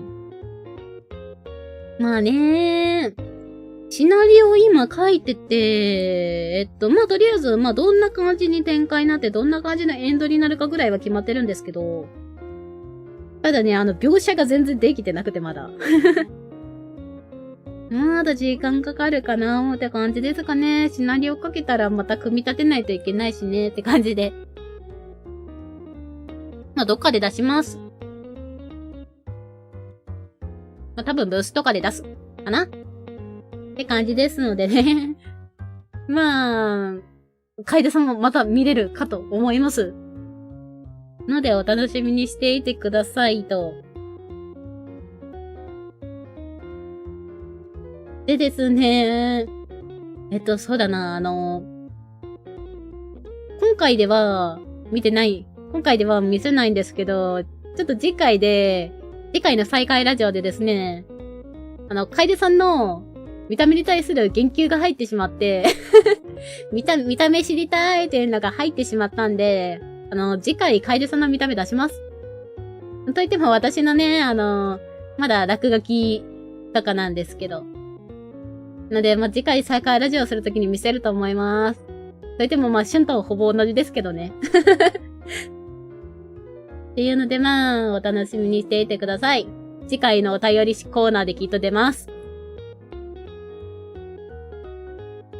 いうことで、お次にもらったやつも触れさせていただきましょうか。はい、前回の生配信でいただいたコメントです。ね、星座待機しています。ね、お楽しみにしててください。ありがたい、楽しみすぎる。ね、次回楽しみにしていてください。まあ、次回もね、お便り数が溜まり次第やろうかと思っておりますのでね。現在溜まってるのがね、1、2、3。だからあと2つお便り溜まったらやるかなって感じですかね。お便りかコメントかななんでもし気になったことがあれば、マシュマロとか投げてもらってもいいですし、まあ、今回みたく、生配信のコメント欄に書いていただいたら質問っぽいのであればここで取り上げさせてもらいます。のでね、まあ気軽に、どうぞって感じです。はい、ということでお次行きましょうか。素敵なコメントありがとうございました。ということでね、長文書いていただいたんで、長めに表示させてもらってるんですけどね。ということで、赤座くんに対してですね、コメントをいただきました。ね、赤座くん弁護士とかわかるもん。負けはあんまりなさそう。信用できる。裏の顔を見なければ。まあ、お仕事してる状態だと、結構信用できると思いますよ。お仕事してる状態だと出さないけどね。からね、裏の顔ね。裏の顔出すとしてもヒロインちゃんだけだから。ただ、まあ、ヒロインちゃんには逃げ場ないわね。はい。ね、弁護士の片手間にヒロインちゃんを探して6年がかりで見つけたの執念すぎる。怖い。大人になった赤座くんあまりにもストライクすぎて惚れました。多分監禁されてしっかり消去服されたら自由になれるのか、そのまま閉じ込められるのか。ハッピーもメレバも結局管理洗脳されてるからヒロインちゃんは幸せなのか、果たして。でもそういうのが大好きなので、赤座くんの話がもっと欲しい。バッドエンドだと隙を見つけて逃げ出したりみたいなルートもあったりしてた妄想たまらないですね。赤座のね、バッドは本当にいいよね。いいよねというかね、あれ先の展開欲しいよなって私も思ってるんですけど、誰か書いてくれませんかね。いやーもうね、私、書くとしてもちょっと時間かかるかなって感じですかね。まあめっちゃ短いのだったら、ね、ピクシブでチラッとだけ書いたりはしたんですけど。ただそれ、ね、正直きっちり、ちゃんと設定とか振り返りながらとか、どんなこと言ったかとか振り返りながらとか書いてるわけじゃないんで、あくまで二次創作なんでね。作者がやってるけど。ねえ、赤座のバッド後日談、いいよね。妄想広がるよね。まあ、ひろいちゃんがかわいそうな目に遭ってることだけは保証できてしまうんだけどね。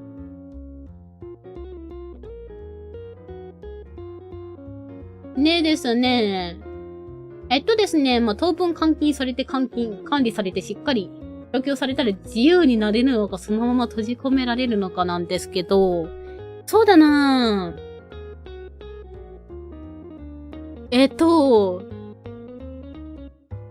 まあ、自分から絶対に離れないって確証が持てたら、同伴で外に出ることはできるんじゃないかな。同伴というかね、赤座くんが隣にいるけど、その状態で外に遊びに行くぐらいはできるんじゃないかな。もう逃げようとしたらお分かりですよねって感じなんですけど。うん、ただ、ね、その先でヒロインちゃんが裏切るようなことしたら、まあ、ね。もう家から出さない方がいいって思われちゃっても仕方ないよね。ってことになりかねないので、ね、頑張れ、ヒロインちゃん。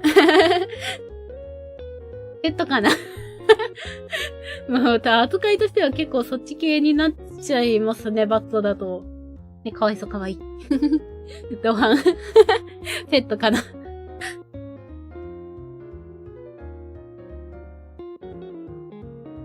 まあまあ。まあでも赤座くんは飴とムチうまいから。ね、結構、ね、そういったいい子にしてるときはすごい優しくしてくれるので、まあそういった関係で、ね、この人から逃げ出したいっていうのも考えられないようになっていくと思いますけどね。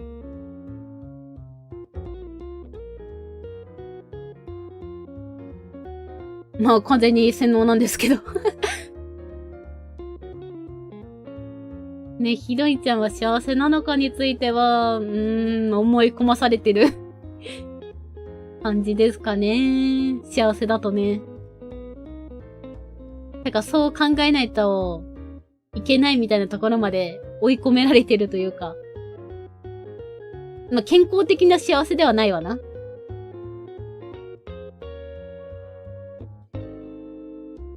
まあ、でも言うてハッピーはまだマシですけどね。メリバは完全そっちだけど。って感じですかね。まあ言うてハッピーエンドの方は、まあ、怖いところをそんな見てないわけですし。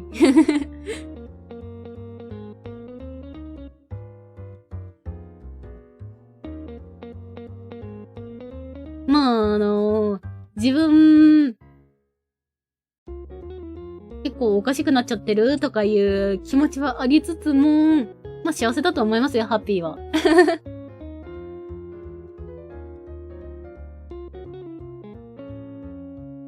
といった感じですね。はい。というのでね、素敵なコメントありがとうございました。こういうの見るたびにニヤニヤしてます。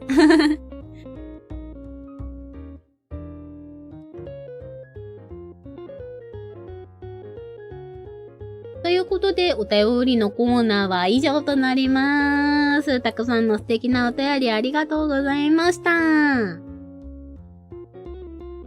ね、こちらのですね、サイコカーストのクリア後アンケートまだまだ募集しております。というのも、まあ、ね、期限無期限なんで。ね、全クリアした方やこれからするよって方ぜひ終わったらアンケートで人気投票やお便りを送ってきてください。すべて目を通して宝物させていただきます。ちなみにね、先ほども言いましたが、すでに答えたけどまた質問送りたいよって方は、まあ、概要欄のリンクからマシュマロ飛ばすか、まあ、今回答えてみたいに、コメントにも触れていこうかと思いますので、本生配信にコメントくださいって感じです。まあ、今回のようにね、順番になるんで、北順ですね。で、答えさせていただきます。ということで、移っていきましょうか、次。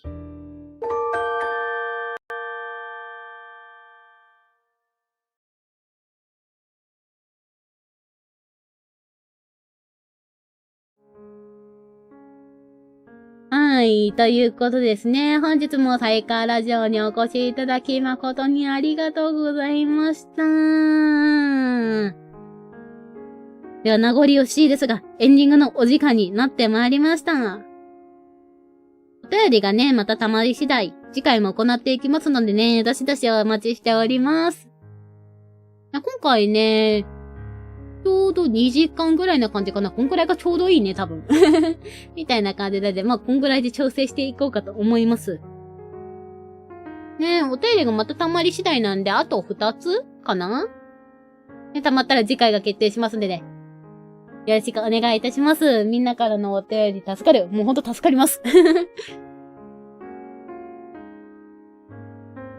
いうことでね、まあ、お気軽にお送りください。どうぞお待ちしております。ではですね、最後に宣伝させていただきましょうか。楽しかったです。ありがとうございます。よかった。楽しんでいただけて。はい、まずはですね、まあね、一応ね、こちら来ていただいているということはもうクリア済みかとは思いますが、ね、R15 ヤンデレ乙女ゲームサイコカスト、こちらね、ノベルゲームコレクションさんとブースで配布しております。はい、無料配布しておりますので、ね、まだ遊んでないよって方はぜひ遊びに行ってみてください。無料でございます。こちらと、あとこれの追加エピソードだね。ね、こちらですね。相馬俊。人気投票1位おめでとうで出た。ね、こちら公開しておりますので遊んでみてください。ね、スマホでも遊べますのでね、のべこれさんだと。まあ、概要欄に載せております。でですね、まあ、最初にも言いましたが、ね、サイコカーストの LINE スタンプ出ましたっていうことでね、もしよかったらお手に取ってみてください。ね、で、ゲーム内に出てきたシーンが結構あるんで。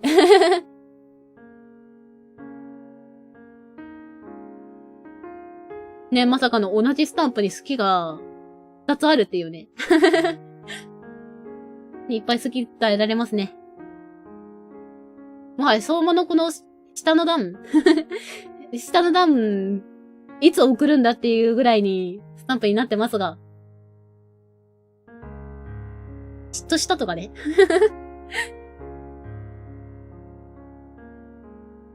でも待ちます。バッドエンドの赤座くんのその後お願いします。はーい。ね、いいよね、あれね。バッドエンド赤座ね。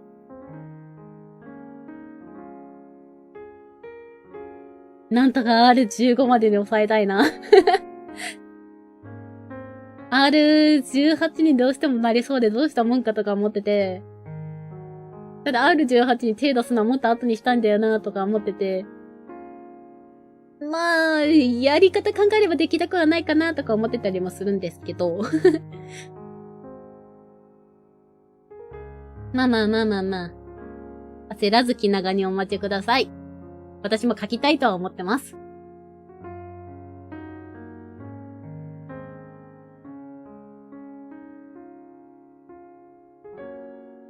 でも LINE スタンプはぜひ送ってみてください。こうやって LINE スタンプすると赤座可愛いんだよな。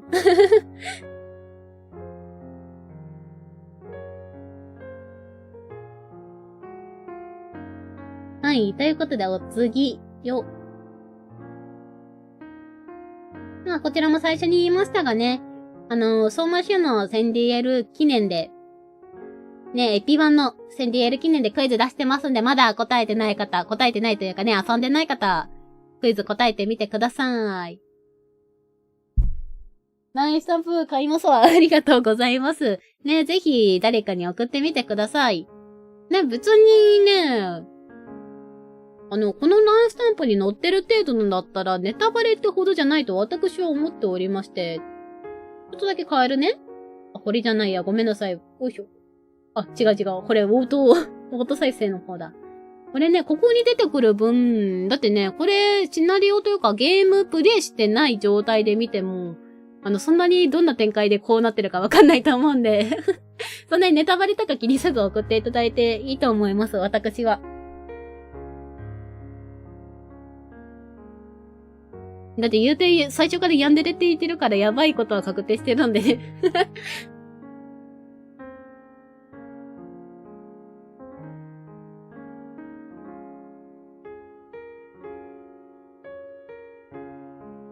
ぜひぜひ送ってみてください。お。ということで戻りましてね、孫馬春のクイズを出しました。本当にこちら、どの回答をやっても、1問正解、2問正解から、3問、4問、5問、全部回答変わってきますんでね。彼が答える、話をするみたいな感じの、答え方になってますんでね。まあ、言うたら彼に口説かれます。なのでね、やってみてください。どのルートでもこいつって感じの返事が返ってきます。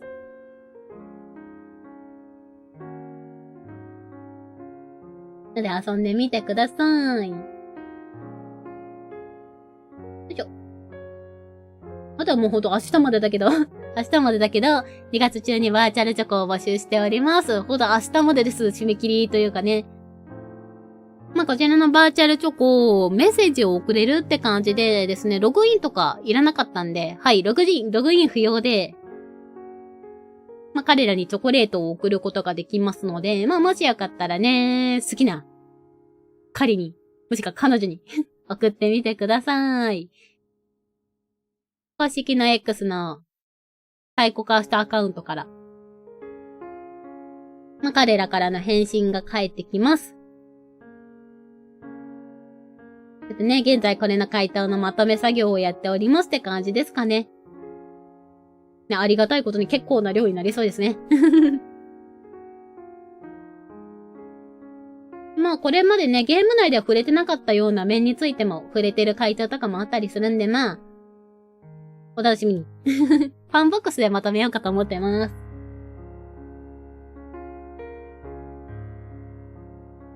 な感じです。滑り込み。まだやってない方、してください。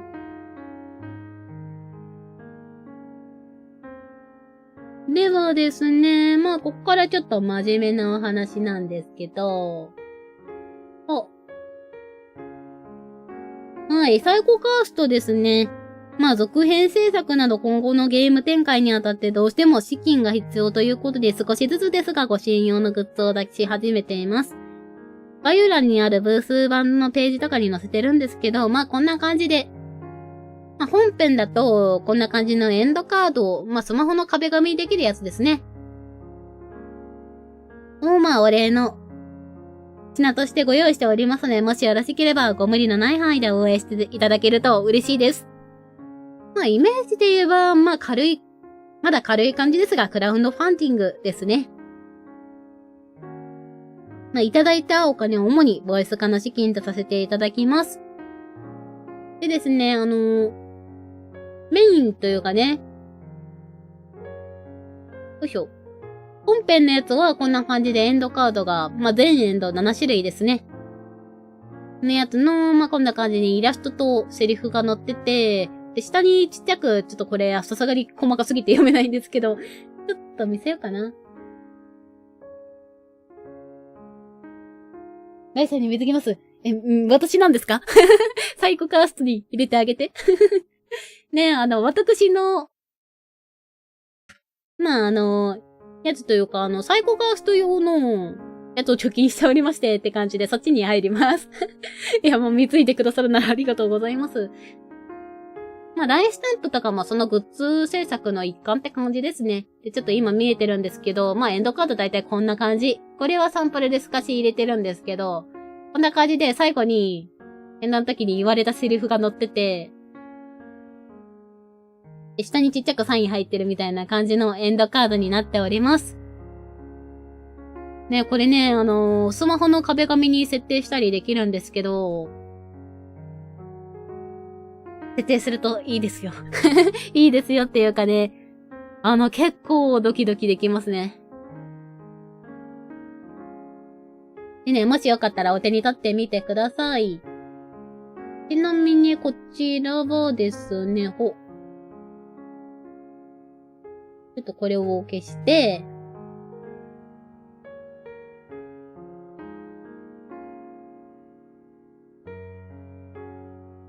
はい、こちらはですね、アナザーエピソードの方なんですけど、アナザーエピソードの方にも、ご支援の項目がありまして、その場合だと、アナザーエピソードのエンドス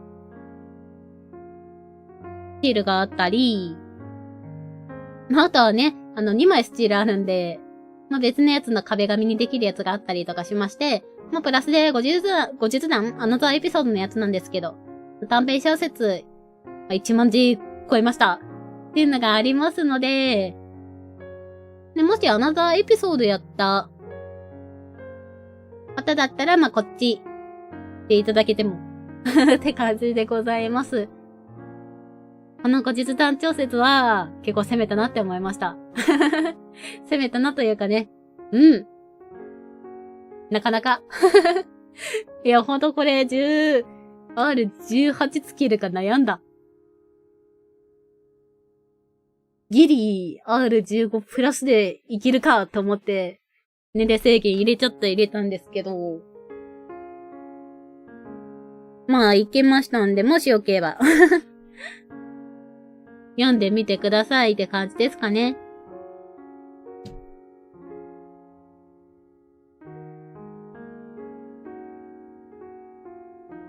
といった感じで、後日談気になるのを見つけます。ありがとうございます。ね、後日談読んでみてください。勇気のある方。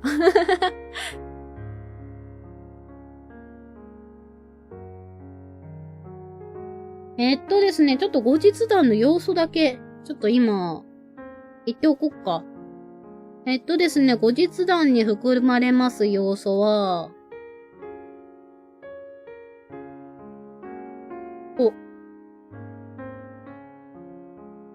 まず R15 プラスですと。でですね、いわゆる、性行為の匂わせがありますということで、含まれる要素が15、まず。あと、出来合いバックハグ、プロポーズ。で、終わりはハッピー寄りかなと思います。で、気になった方は読んでみてくださいって感じです。はい、長々とありがとうございました。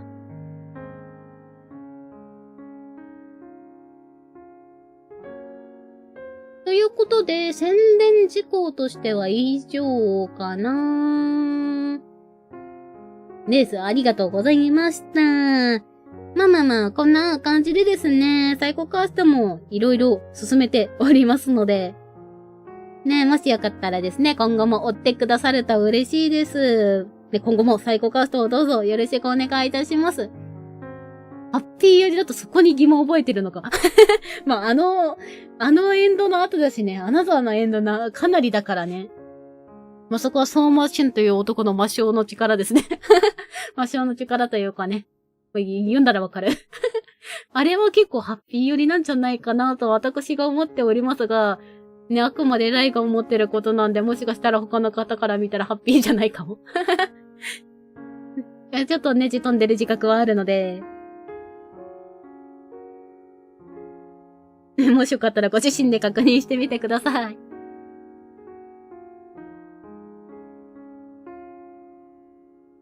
あとそうだな、途中のお便りのとことかでチラッと言ったけど、ピクシブで、あくまで私の、作者が書いてるとはいえ、非公式というか二次創作的な扱いなんですけど、ミニ小説SS っていうのかな。で、ショートストーリー上げてたりもしますんで、ね、気になったらそちらもチラッと見てみてもいいかもしれませんね。すみません。本当に二次創作的な扱いなんで生死ではないんですが。ただ、もしね、参考にしたいとかだったら参考にはなるんじゃないかなと思います。今2つあげてるね。ピクシブも拝見します。見てみてください。ほんと、ゲーム作ってる時に手慰みに書いたやつをあげてるとか言った感じなんで、あそこについてはほんとに趣味ですね。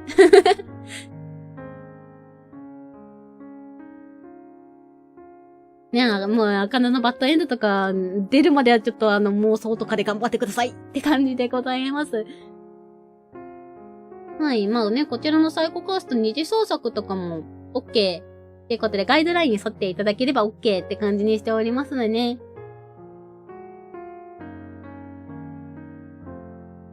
ね、もし、絵の描ける方、文字の描ける方。ガイドライン沿っていただければ書いていただいて構いません。ね、書いていただいたらチラッと、なぜか知らないけど、お顔だらいからいいねがついてたりするかもしれませんので。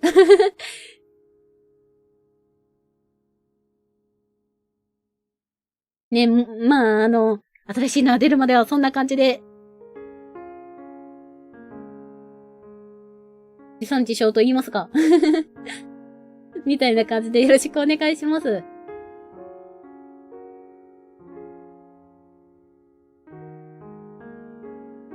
はい。ではではですね、まあ、このあたりで終わっていきましょうか。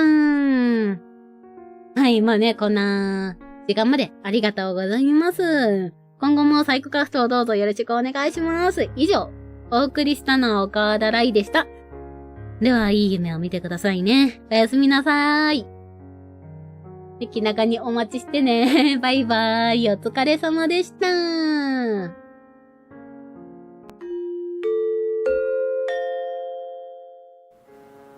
生徒の皆さん、下校の時刻が近づいてきました。まだ校舎に残っている生徒は、荷物を片付けて下校してください。繰り返します。